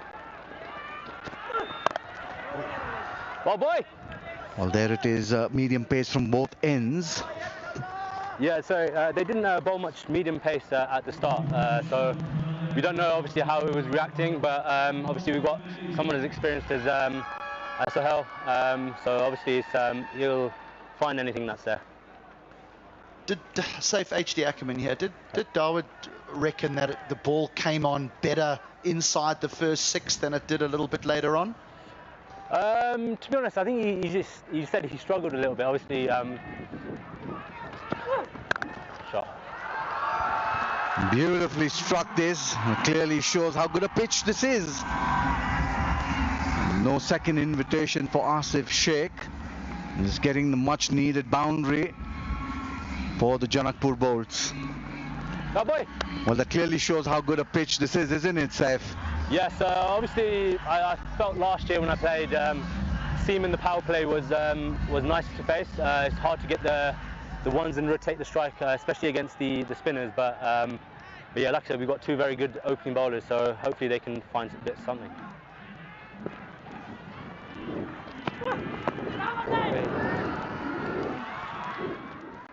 How has it been for you swapping teams? It's obviously been a bit different. Obviously, we were quite successful last year. But you know, I've played with Ravi for the last few years. You know, and playing someone's experiences as David and Sohail Bhai as well. So you know, we've got a really good core of youngsters and good experience as well. Our captain obviously played a lot for Nepal, even though he's quite young. So it's always exciting, you know, starting a tournament with a new team. But yeah, I think we've been a bit below par last couple of games. But yeah, hopefully we can get a win here and get ourselves hopefully qualified.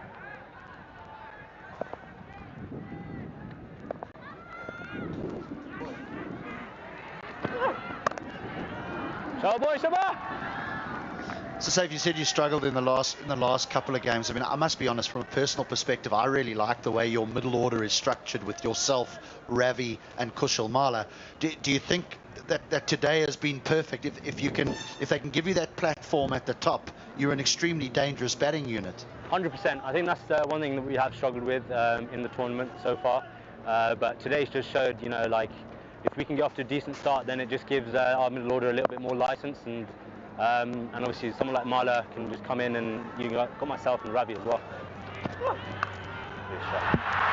That's beautifully picked up and put away for 6. That's the first 6 of the innings for the Janakpur Bolts. Maz Sadakat, just a player and a half. Ciao boy. He's a good player, this young man. He is a good player. We're going to hear a lot more about this young man from Pakistan. Well, thank you very much, Saif, for your time with us, and we wish you the best of luck in the future games. Thank you very much. Thank you. That was Saif Zaib of the Chitwan Rhinos, one of the leading players in the tournament. Was the player of the tournament first edition, moved from the Janakpur Bolts to the Chitwan Rhinos. At the moment, 13 for none in pursuit of 177 are the Bolts. And giving himself some room, he's picked the gap. Will get a few runs, a couple of them. 13 runs of the over. 2 done, 15 for none.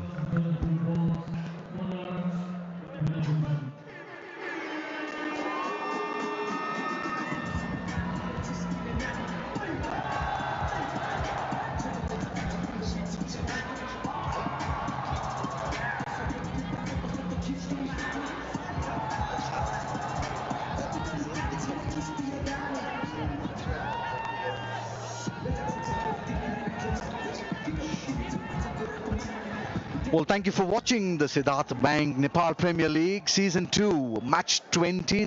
The defending champions, the Janakpur Bolts, have been set a target of 177. Currently are going well at 15 for none after 2, as Sohail Tanveer will be in operation from the Chobar Hills end. His second over, bowled really well in his first, did manage to get the edge, didn't carry to the man at first slip. Now he's come up a little bit. Nice bowling this, just changing it up a little bit is Sohail Tanveer. If this over goes well for Sohail Tanveer, I like the idea of bowling him a third. Yes, you can save him for 1 at the back end. Like while that ball's still new and he's getting it to just swing around, give him a third. You've got spin that can bowl in the middle overs. Sometimes the captains just go with that original template that's discussed the night before, rather than a feel of the surface and the state of the game. Well, certainly one of the best surfaces that we've seen in the tournament so far. We saw these kind of surfaces in the first week. Now the curators opened up pitch number 4, the first in the tournament, and all of a sudden we see 177 scored, 176 scored. It's perhaps because there's a little bit of live grass on the pitch, helps the ball come on to the bat a lot better when the medium pacers are on, when the spinners are in operation, especially the wrist spinner perhaps might get a little bit of purchase, but the finger spinner will come nicely onto the bat as well. So it's good for the tournament that we've seen a new pitch.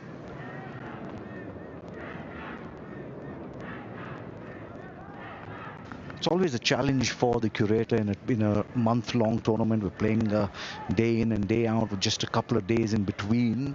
Not really sure how much of water to give the pitches, how long it'll take for it to dry. Doesn't want to go too wrong. Full toss. Missed out opportunity for Ma Sadakat. Well, that's your strength, sir. Having occupied virtually every single role in cricket, Fuzz, you're experienced in various aspects of the game. But yeah, it's extremely difficult for a curator when you're playing every single day. And then even on the off day, you can't put too much moisture into it because, you know, it's winter time. So it's not hot enough during the day on the off day for that moisture to sort of disappear, and you don't want a wet surface. So extremely challenging conditions for a curator to get the surfaces 100%, or even like he would want them. Nicely struck. A couple of bounces into that boundary cushion, and showing very clear intent is Ma Sadakat, and they really need it because the run rate now is just a touch over 9. This will be the favoured side of the ground for him against Sohail Tanvir. Most of the deliveries that the left armer has bowled have either been slow balls or just a little bit of swing back in to the left-hander. And so you can just heave it across there.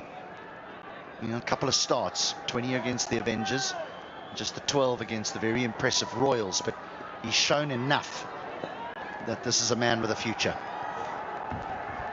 Absolutely, he looks really good, but we've not seen him in the entire tournament. Just come a couple of matches ago, but he's really made an impact, giving himself room again. This time it's an absolute ripper. One bounce over the boundary cushions. Ma Sadakat here really turning on the heat. 400 boundaries for the tournament. Wow. He's hit this. How quickly he gets his hands through the ball.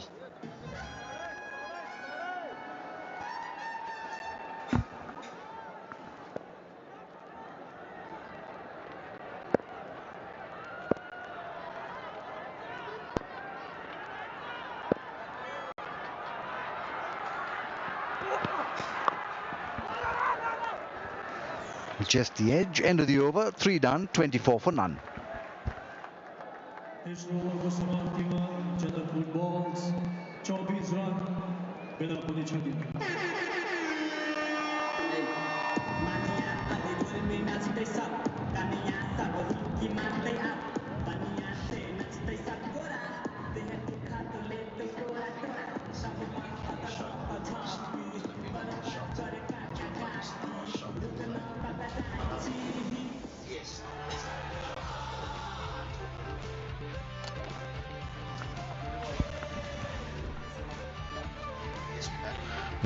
Scotty Kugelheim, 14 innings, 25 wickets for him. Karan Casey, 22. Tanvir, there he is. That's in the NPL history, the couple of seasons that have gone by. Raj Banshi didn't play today, but he's 19 wickets of his 14 matches, and Abhinash Bohara will make up that tally. 18 of 13 innings, but Scott Kugelheim, 25, right up amongst the best. We're back live. The left arm spin.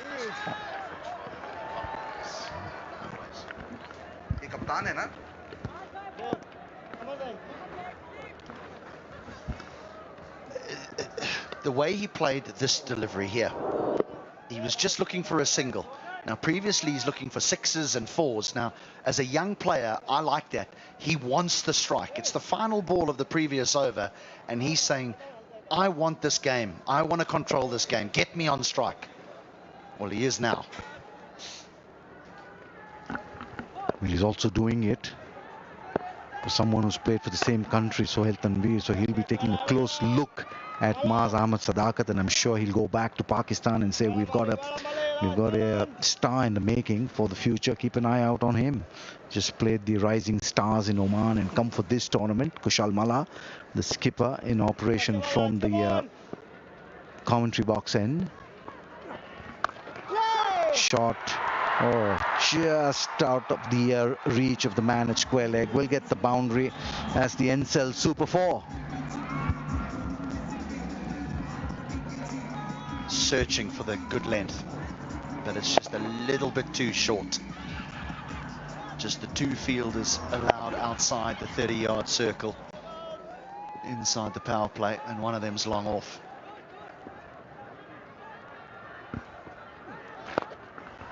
They're going pretty well at the moment, are the Bolts. Staying abreast with the required run rate, and that's where you need to be. You don't want to get too behind the required run rate and just play catch up towards the end. His first delivery facing Kushal Malla just knocked it away for a single. I'm not sure that'll be the case now. Yes, lads. Yes, lads. That's surprising. That has surprised me. I thought he'd be lining up the left armour. I think he was waiting for it to pitch in his arc. Nice bowling this by Kushal Malla. Just a little shorter in length. Perhaps changed his mind. 19 of 12. Nicely bowled. Just held that one back, but should have stopped that. Concedes the single. That's where they'll need to be smart, the Rhinos. End of the over. 4 done. 33 for none.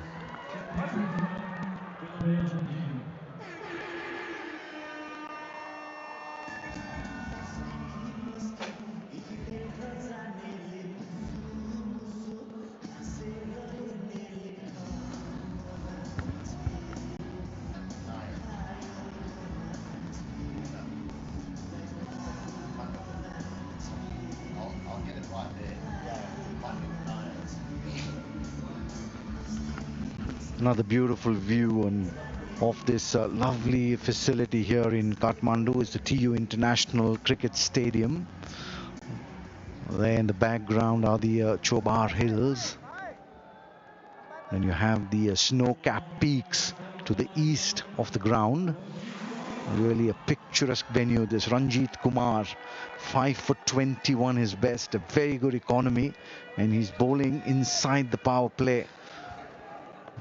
A lot of confidence for Malla in the left arm spinner.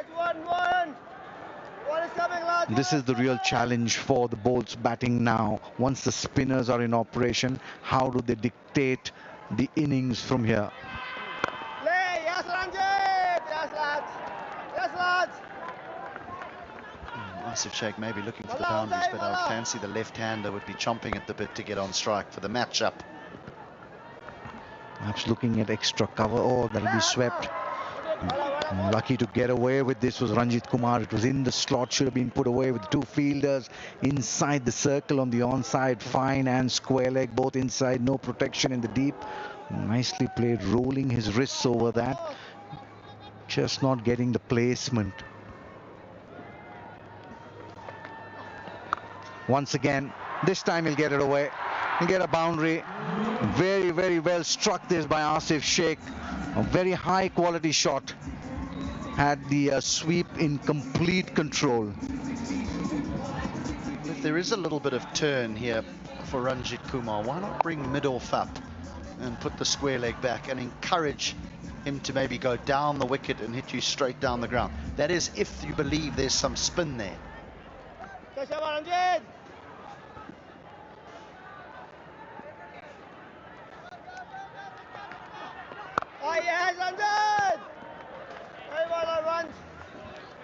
Well, that's the problem for the Bolts, which they'll get into. Too many dot deliveries will not help their cause. 44 dot deliveries for the Rhinos in their innings and 12 already for the Bolts. Concede the buys. Very cross with the wicket keeper is the bowler. Buys is a signal by Budi Pradhan. It was there, but just missing that off stump. Oh, geez, says Ranjit Kumar.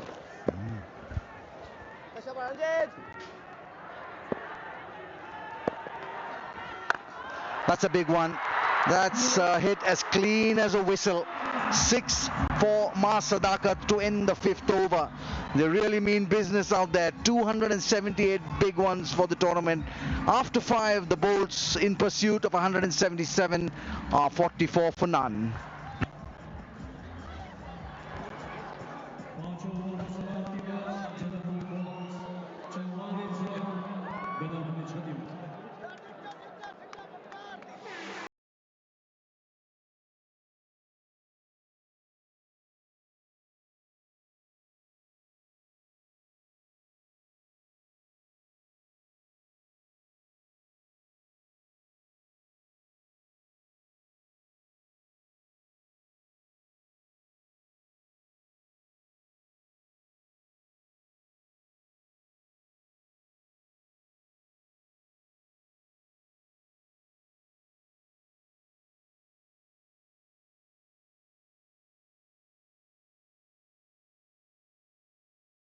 The previous 2 games today, he's looking good.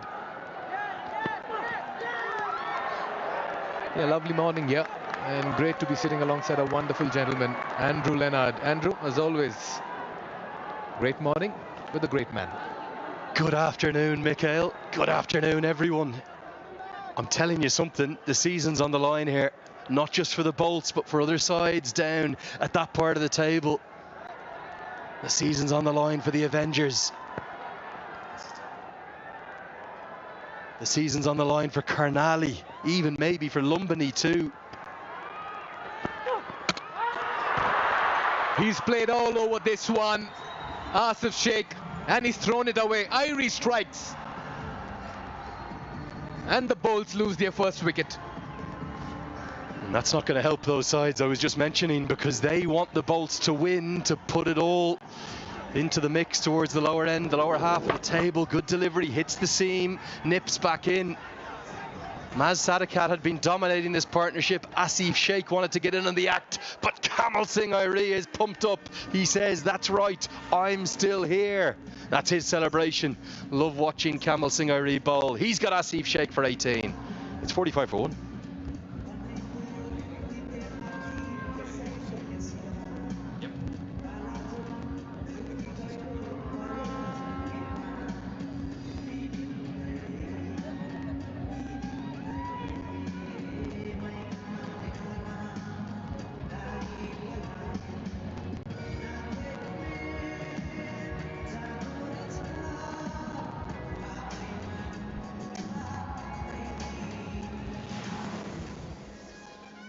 Anil Kumar Shah, captain of the side for the first 3 matches, kept himself out for the 4th game, comes back into the 11 but is not leading the side, and his scores in this competition have been 0, 4 and 1.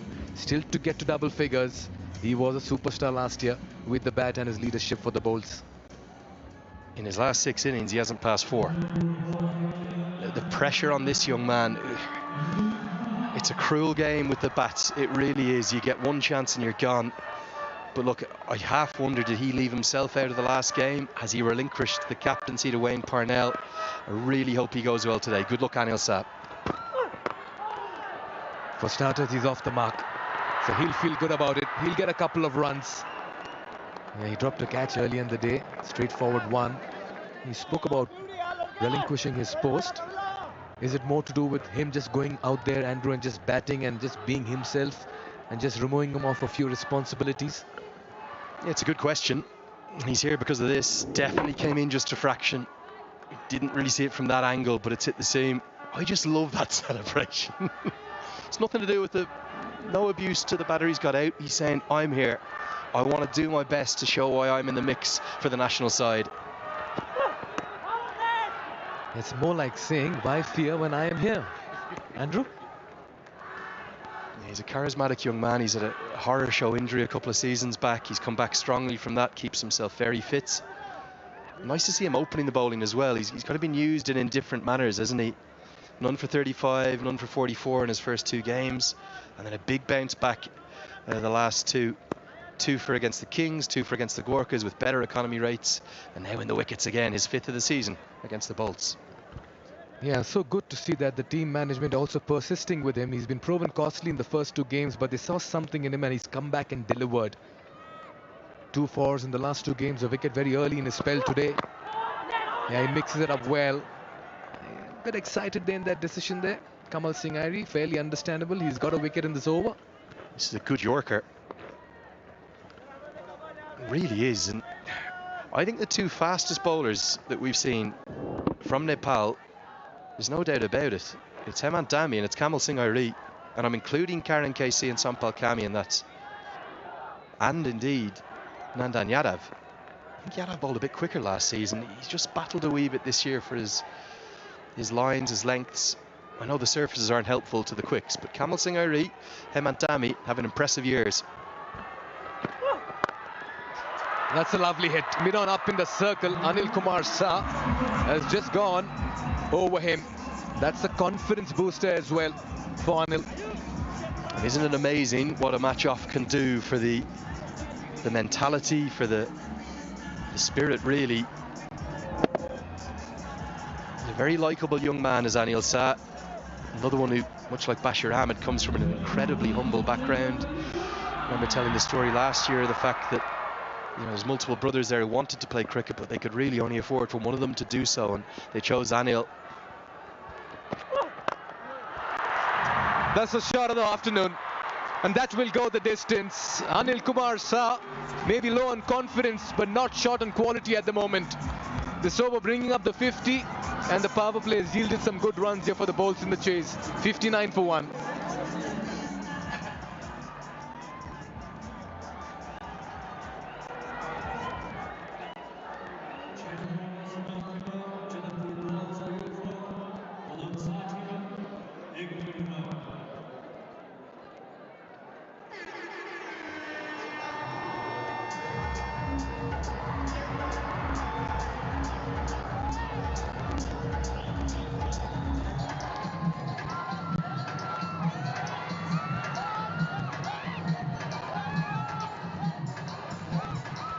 Yeah, good last over, 15 runs coming. They did lose a wicket, but Anil Kumar Shah just walked out and showed what he can do with the bat as well.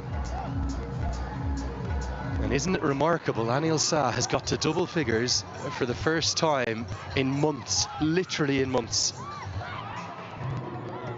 Amazing presence of mind from the young man to just say, we need a change, I need a change. He's actually bowled well this season, which has been remarkable. It's the end of the power play signalled. I'll tell you something, we got a game in our hands here, don't we? Bolts have their best power play of the season by a distance. They haven't been able to get anything going with the bat. And Anil Kumar Shah has said, I'm going to hit my way back into form. Yeah, he had to construct that shot, and he did really well to go the distance over Anil Kumar Shah, right to where Jess was standing, I believe. Got to take some cover if Anil Kumar Shah is playing this kind of cricket in the middle. Another youngster, Saugat Dakal, the right arm leg break. Comes from the development squad, so it's good to see youngsters getting a chance here. And that one kept low. Yeah, good time to head across to the sidelines. A special guest standing alongside Jess for a quick chat. Take it away, Jess. I'm joined here by Ayush Nubhani, the owner of the Chitwan Rhinos. What a day out so far with the bat for the Rhinos. How have you found it here? Oh, it was amazing. I mean, to see the 2 openers perform like that, that definitely gave the team a huge boost. I think we haven't been able to quite catch on to the opening combination, but I think today's match is where we found the right combination there, and hope to see this continue in the further games. Excellent. Now, as the owner, what does that role look like for you? I'm more of an owner. I'm not really an owner. I take myself as a managing director. So I'm involved with the team, closely involved with the team. I manage the operations. I mean, pretty much anything to do with the team is what I look after. And I've basically built a good connection with the boys as well. So, you know, I feel more attached to the team. That's what the ownership feels like for me. Now, the response to the MPL overall has been outstanding. As you can hear in the background, the crowds are just electric. What's it been like to see that support for the team? This is, I mean, it feels amazing. I mean, there's no other, I don't think I have the right word to describe the feeling, but to see the response, to see the fans being so excited about the league is, I think that's a big achievement for the league. So it feels nice, feels amazing, it feels good. And now for the younger Nepalese players, you know, exposing them to this big stage, which is, of course, the MPL. How is that for you personally, allowing them to give them that opportunity? Oh, it feels great. I mean, the bowler who's bowling right now is a guy we picked from Talent Hunt, you know. So from Chitwan itself, from an academy in Chitwan, for him to get an opportunity to play in the league, play in the team, play for the team, is, I think that gives me a big pride. I mean, it gives me a sense of pride, because when you have your locals performing for you, I think that'll be the greatest achievement for the team. Now the MPL is just getting bigger and bigger as day and years go by. Where do you hope to see the Rhinos expand to over the years? Firstly, I'd like to see them win this season. I mean, for sure, that's the first choice. And I mean, in the further years, I think I'll like, if Rhinos can get to, you know, the greatest wins, I think that'll be the biggest achievement. I think I'd like to see Rhinos win it all. Excellent. Well, best of luck for you and the team. Thank you very much. Back to comms. Thank you, Jess. Nice listening in to the ownership team of the Chitwan Rhinos. And at the moment, the Rhinos will just be feeling the heat because the batters in the middle are piling on the runs and finding the ropes and the gaps with ease.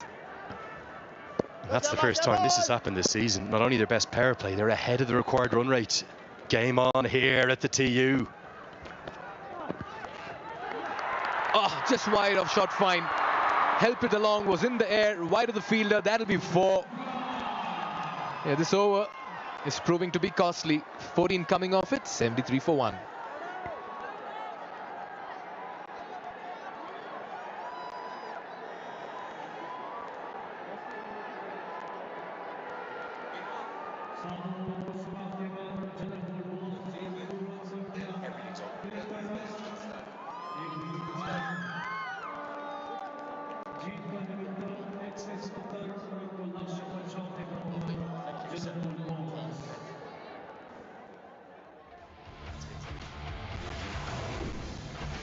Now, I talk about this being closing week. It could be closing day if the Rhinos win, because we'll all but know maybe our top 4 of the Lions will have something to say in that. However, if the Bolts can pull this chase off, think of what it would do to the bottom 5 in the table. There would be 2 points separating 4th and 8th.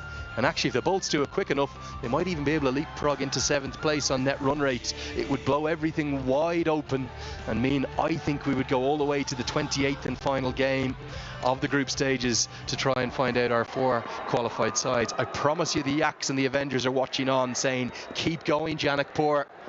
You're doing brilliant. Here's Bapara. Yes, Rob, yes, Rob. Oh yes, it'll just split things wide open in that points table and will infuse new life as well. That's because with the Bolts winning, you just create an opportunity for everyone to sneak into the final 4. Top 3 almost consolidating their position there. It would be so good for the competition. One of the main questions I get asked when I'm out and around the Kathmandu Valley, I don't know about you, Mikhail. It's coming, one more, it's coming. Which team are you supporting, sir? We don't support any of the 8 teams, I promise you that. I need to say it again and again. I have the answer now, I have it ready. I'm supporting the Nepal Premier League, Andrew. But today, I have to say, it would be good for the group stages if the Bolts got this done. I love the Rhinos. We all know how much I adore Kushal Malla and all of his team. But it would create a bit of chaos in the bottom 5 if the Bolts win. You like some drama, Andrew. Oh, I love it. I love it. You took the words out of my mouth. It's in the DNA of cricket in Nepal too. Smart cricket. Got the big runs. And now they're just getting the singles and piling on slowly and slowly. It's not just drama. Drama is, I suppose, a byproduct of excitement, isn't it? And of passion. And that's what cricket is in Nepal. Cricket is love, it's adoration, it's emotion, it's very raw. And that's not just for the 22 players out there, it's for every fan who comes along, everyone who's a part of it, from every corner of this country, loving all of the Nepal Premier League.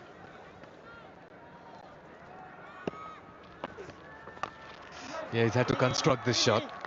I know you're great with stats and numbers, but you're wonderful with words as well, Andrew. From the excitement to the drama to the tension, NPL, in all of it, in the third week, will add a bit of chaos if the Janakpur Bulls make it through today, and they're looking very good at the moment.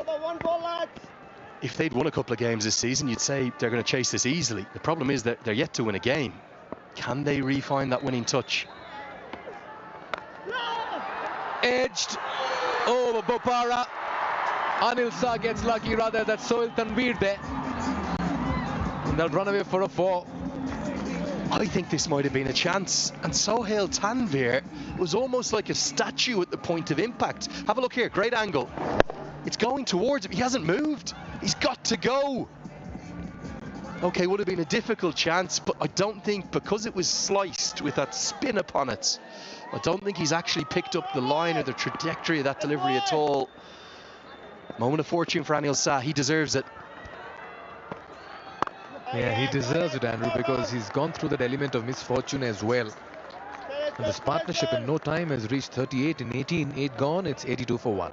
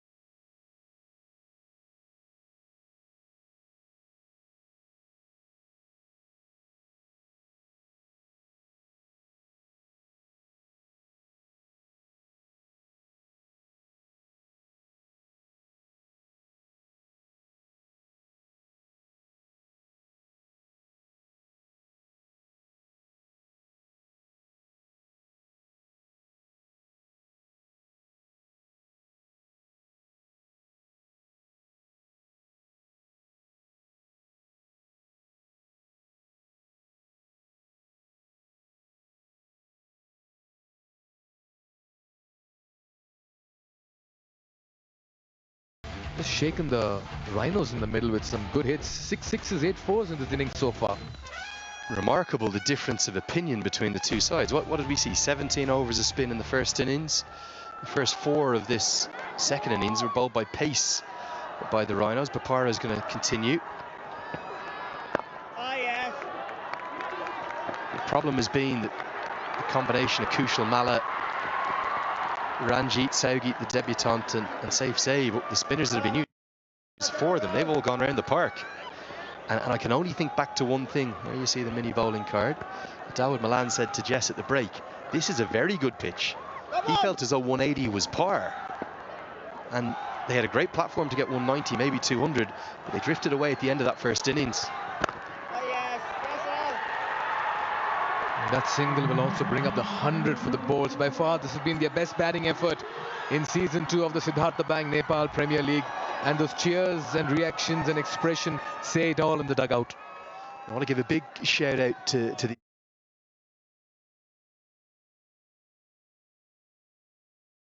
these guys. Alongside the Sudhir Prashim side, probably the best, or one of the very best supported sides in the competition, with the Bolts Army up in the crowd.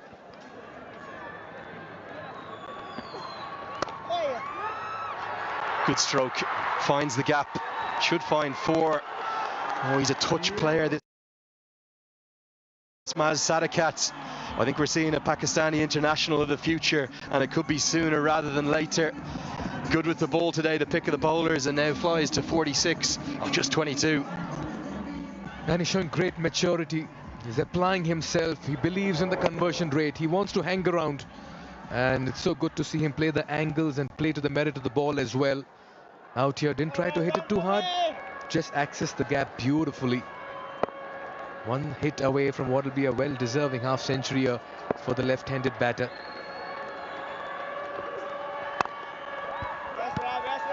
For many groups of fans, if you've played 4 and you've lost 4, you might start to drift away. You might start to lose interest. You might say, oh, well, I'm not going to take my afternoon off work. I'm not going to skip that lecture. Not that I'm encouraging that. Well, I know a few have. But they've been in great numbers, great voice. They've out-supported the Rhinos here today. Bit of 12v11 right now. Yeah, they put their faith in the batters and the bowlers, and today the bowls have come out a completely different, strong, confident unit.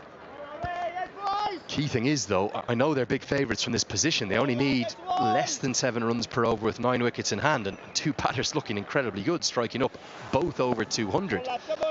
They don't have that winning feeling this season. They have to get over the line here. It's so critical. It goes hard at this one.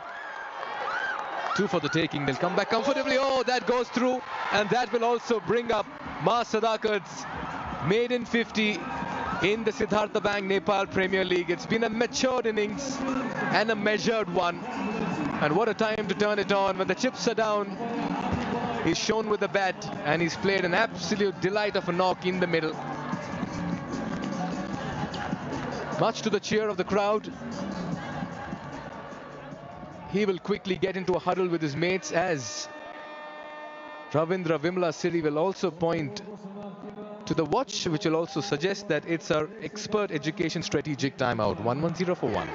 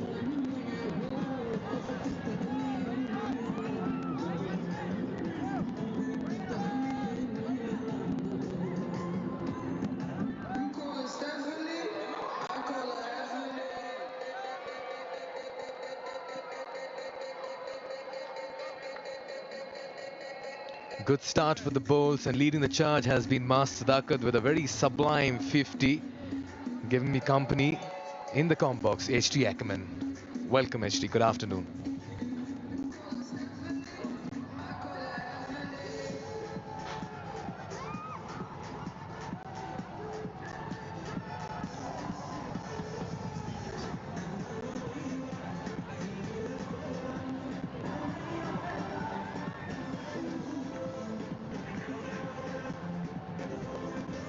A lot of fanfare as always at this venue. Almost done with a strategic timeout. All the strategies have been discussed, but yeah, it's been a Mas Sadakat show. He looks a good player. I mean, we all watched him early on when he got just a 20, I think it was, in his opening game. We thought, hang on, here's a player. And it's just a matter of time before he produced an innings like this. Such a clean striker, but still nice to watch. He plays authentic cricket strokes. Authentic, I like that word, HT. In the T20 format, when you talk about authenticity, you're doing a lot of things right. He has done right as well. It's like the way he's played around today. Well, this innings from Anil Shah has come completely out of the blue. Against the run of play. I mean, he doesn't look as though he's been know where his next run's coming from, but he's walked in here as if he's got all the confidence in the world, because he has played unbelievably well. Unbelievably well. Never easy when you have a string of low scores, particularly in the single digits in the last 4 to 5 games. I'm just trying to get into the mind of a batter here, HT. Really difficult to turn it back in your favor as a batter when the chips are down mentally, skill-wise. Yeah, it is. I heard Andrew Leonard say that sometimes as a batter, you just got to walk in there and have a swing. I think from the other perspective is that he had a game off, and I think to just have that game off, compose yourself. You don't class is permanent. So just to give yourself a little bit of breathing space to gather your thoughts.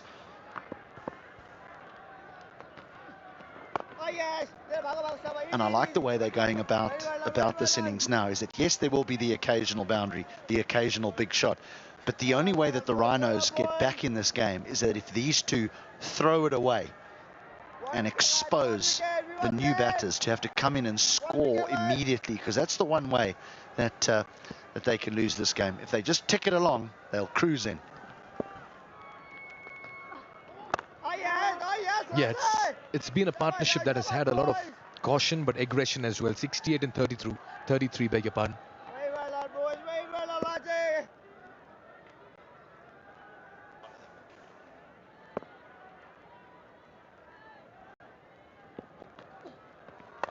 Oh, short and wide. The big man Sohail Tanvir is not able to get his body behind the line, and that'll run away for a 4.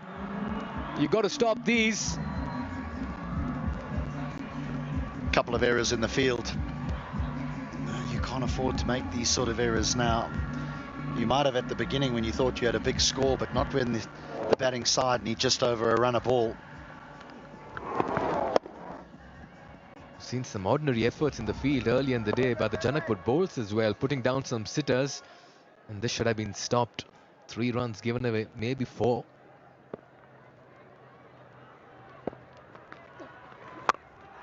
Yeah, quickly gets onto the back foot. Very fine cricketer, Sadakat. 8 runs of this over, 118 for 1.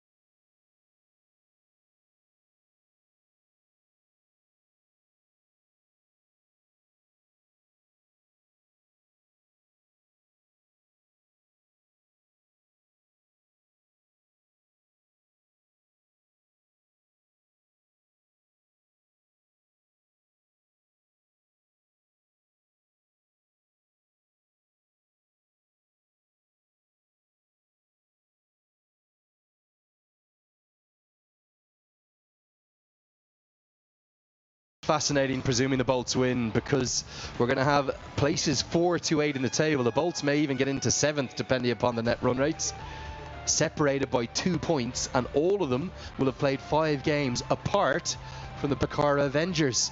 So it is going to be going all the way, I promise you this now, to the 28th and final group game before we know which of our 4 qualifiers will be. This result, presuming the Bolts can get over the line, is going to be brilliant for the tournament.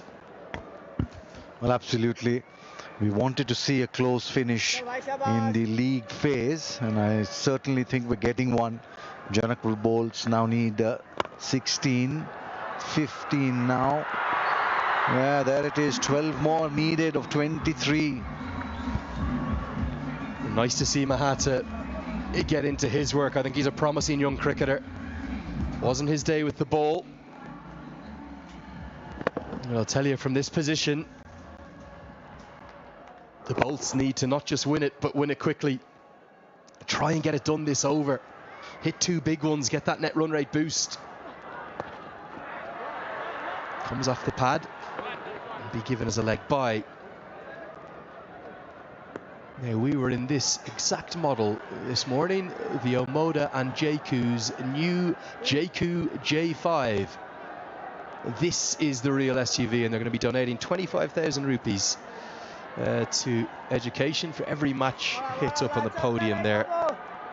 Let's hope we get a few up there. I think we've had 1 or 2.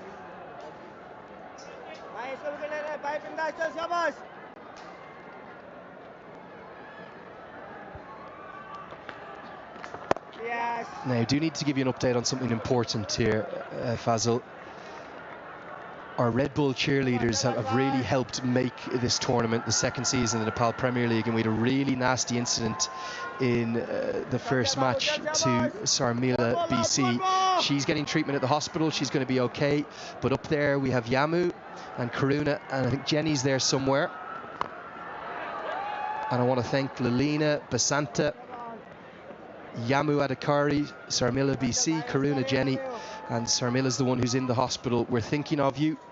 Anything we can do, we'll come and see you. And we know it was a horribly nasty incident, but I'm sure you're getting the best treatment. And the good news is she's very responsive. She's hopefully going to be okay. Well, that's the best news I've heard all morning, afternoon, that she's fine. She did receive a nasty knock on the face when the batsman hit that over extra cover. And they've really helped make the atmosphere and make this tournament what it is. So our sincere thanks to every single one of those Red Bull cheerleaders. You guys are absolute stars. 168 for 4.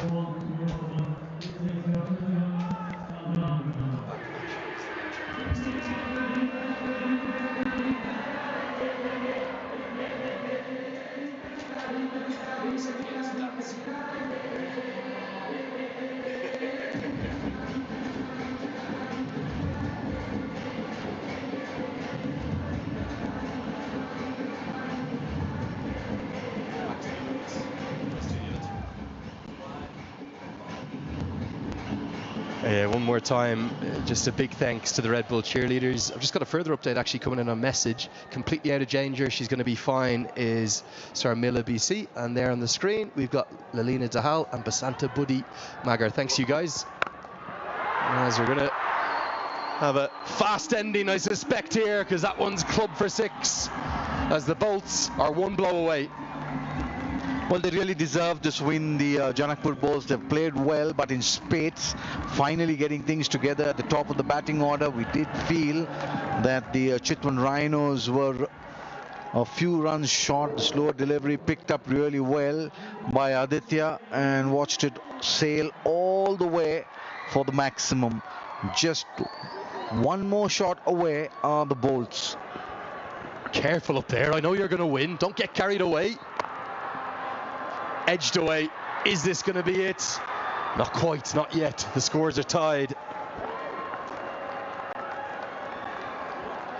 Wonderfully opens up the points table now with this win by the Janakpur Bolts, the other defending champions. So the match in the evening becomes really important. Pokhara Avengers will be thinking that they're in it as well, and so will the Yaks. Well, there's so much to play for. Sudur Pashchim Royals sitting pretty. They are back, aren't they? Reigning champions for a reason. They're going to have to do it the hard way. They're going to need to win their last two after this, but they're alive. That'll do nicely.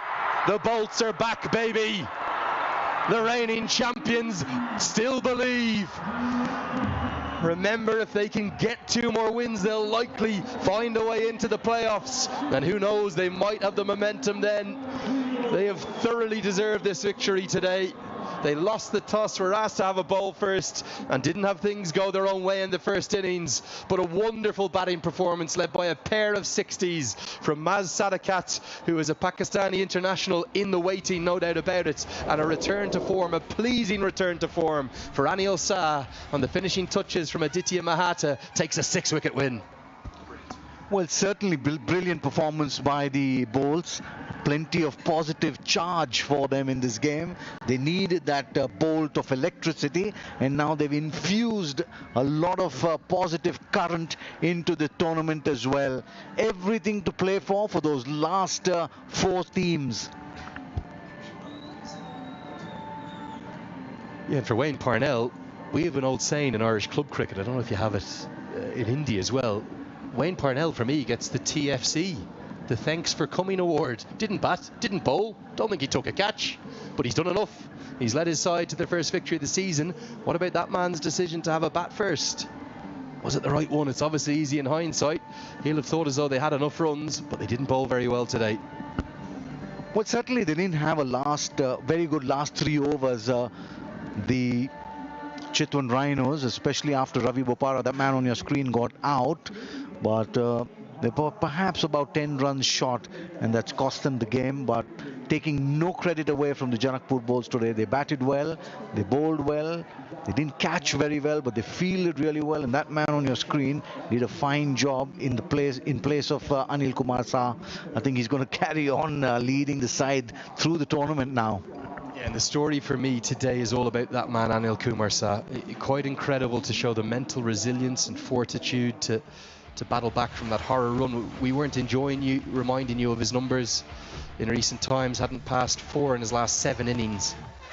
But 61 off 36, he came out, he was positive right from the start. And in partnership with Maz Sadakat, the two of them played so well for the 2nd wicket. They put on 79 together in very quick time, and then Mahata applied the finishing touches. For the partnerships, that 79-run partnership for the 2nd wicket was the standout. Asif Sheikh did his bit at the top, and then Aditya will be pleased to have remained 18 not outs. For the bowlers, it was an indifferent performance. He started well, Sohail Tanveer, 1 for 29 of his 3.3 overs, but nothing to really write home about after that. He didn't pick up wickets when they needed them. A completely off day for the Chitwan Rhinos bowling. Amar Singh Rotella did pick up 1 wicket, but it was just too little too late. A very comprehensive win this for the reigning defending champions, the Janakpur Bolts, and which augurs really well for the tournament. There they are, acknowledging the crowd, their first win, divine retribution, Andrew. Isn't that lovely to see? Because I was talking with Mikhail Vaswani on earlier about how it feels like 12v11 here today. The Bolts army stayed with the men in pink, stayed with the reigning champions despite losing their first 4 games. And that's a lovely touch from Shivnarayan Chandrapal's men to go out and thank every one of the fans who've come in pink to get right behind them and keep the reigning champions alive in this competition. We've seen it before in franchise events around the world, starting poorly but finding form at the right time. I don't think you can rule these men out, and anything could happen across the course now of the next 10 days or so as we build up to that grand final on December 13th. Don't rule out, rather miraculously, those men being there again. Well, certainly don't rule out the Janakpur Bolts, because they are the defending champions. They know how it is to win. They won the first edition of the Nepal Premier League. But this is what it does to a team. It infuses the right energy. When you get that win, especially like this, you never know how the next games will be. It's from now to the playoffs and beyond what matters. What has happened doesn't really matter at the moment. Yeah, let's get a look at the best of the second innings, because the Bolts have pulled off an incredible chase. Wasn't easy at first, and Tanvir caused a few problems, including an edge that fell short of the slips, or maybe just carried. But then Asif Sheikh and Maz Sadakat started to go about their business. Sheikh was the first wicket to fall, cleaned up by a pumped up Kamal Singh Airi, who maybe surprisingly only bowled the 2 overs. And then it was this partnership definitely combined nicely. The left hand, right hand, Saif Zaid was taken to task, and I think they have made a great signing in the shape of the 20-year-old Pakistani, who looks such a good cricketer. He certainly has a future and a half. The way he bowls, the way he's shown how he can bat, very positive in intent, and just departed there. But then Anil Kumar Saha, how well did he play? Real retribution for him in this tournament. Hadn't scored too many runs, but they played sensibly, they played positively, and they played very professionally. That was Eaton, a run out towards the fag end of the chase, and then Anil Saha departed the very next delivery. No hiccups thereafter. Very convincing win for the Bolts. And a big difference in opinion, wasn't it, between the two sides?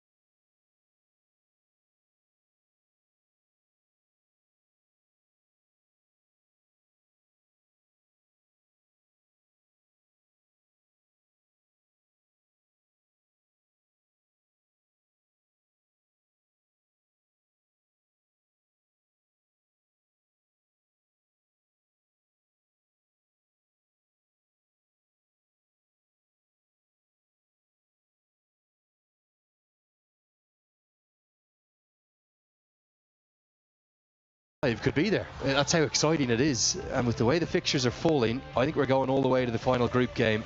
I have no idea who the fourth side in the playoffs is going to be, and isn't that a lovely way to have it?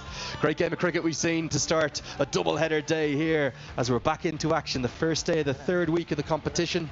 It's time for us to take a break here, but we'll have the post-match presentation with Mikhail in just a few moments' time. Do stay with us for that.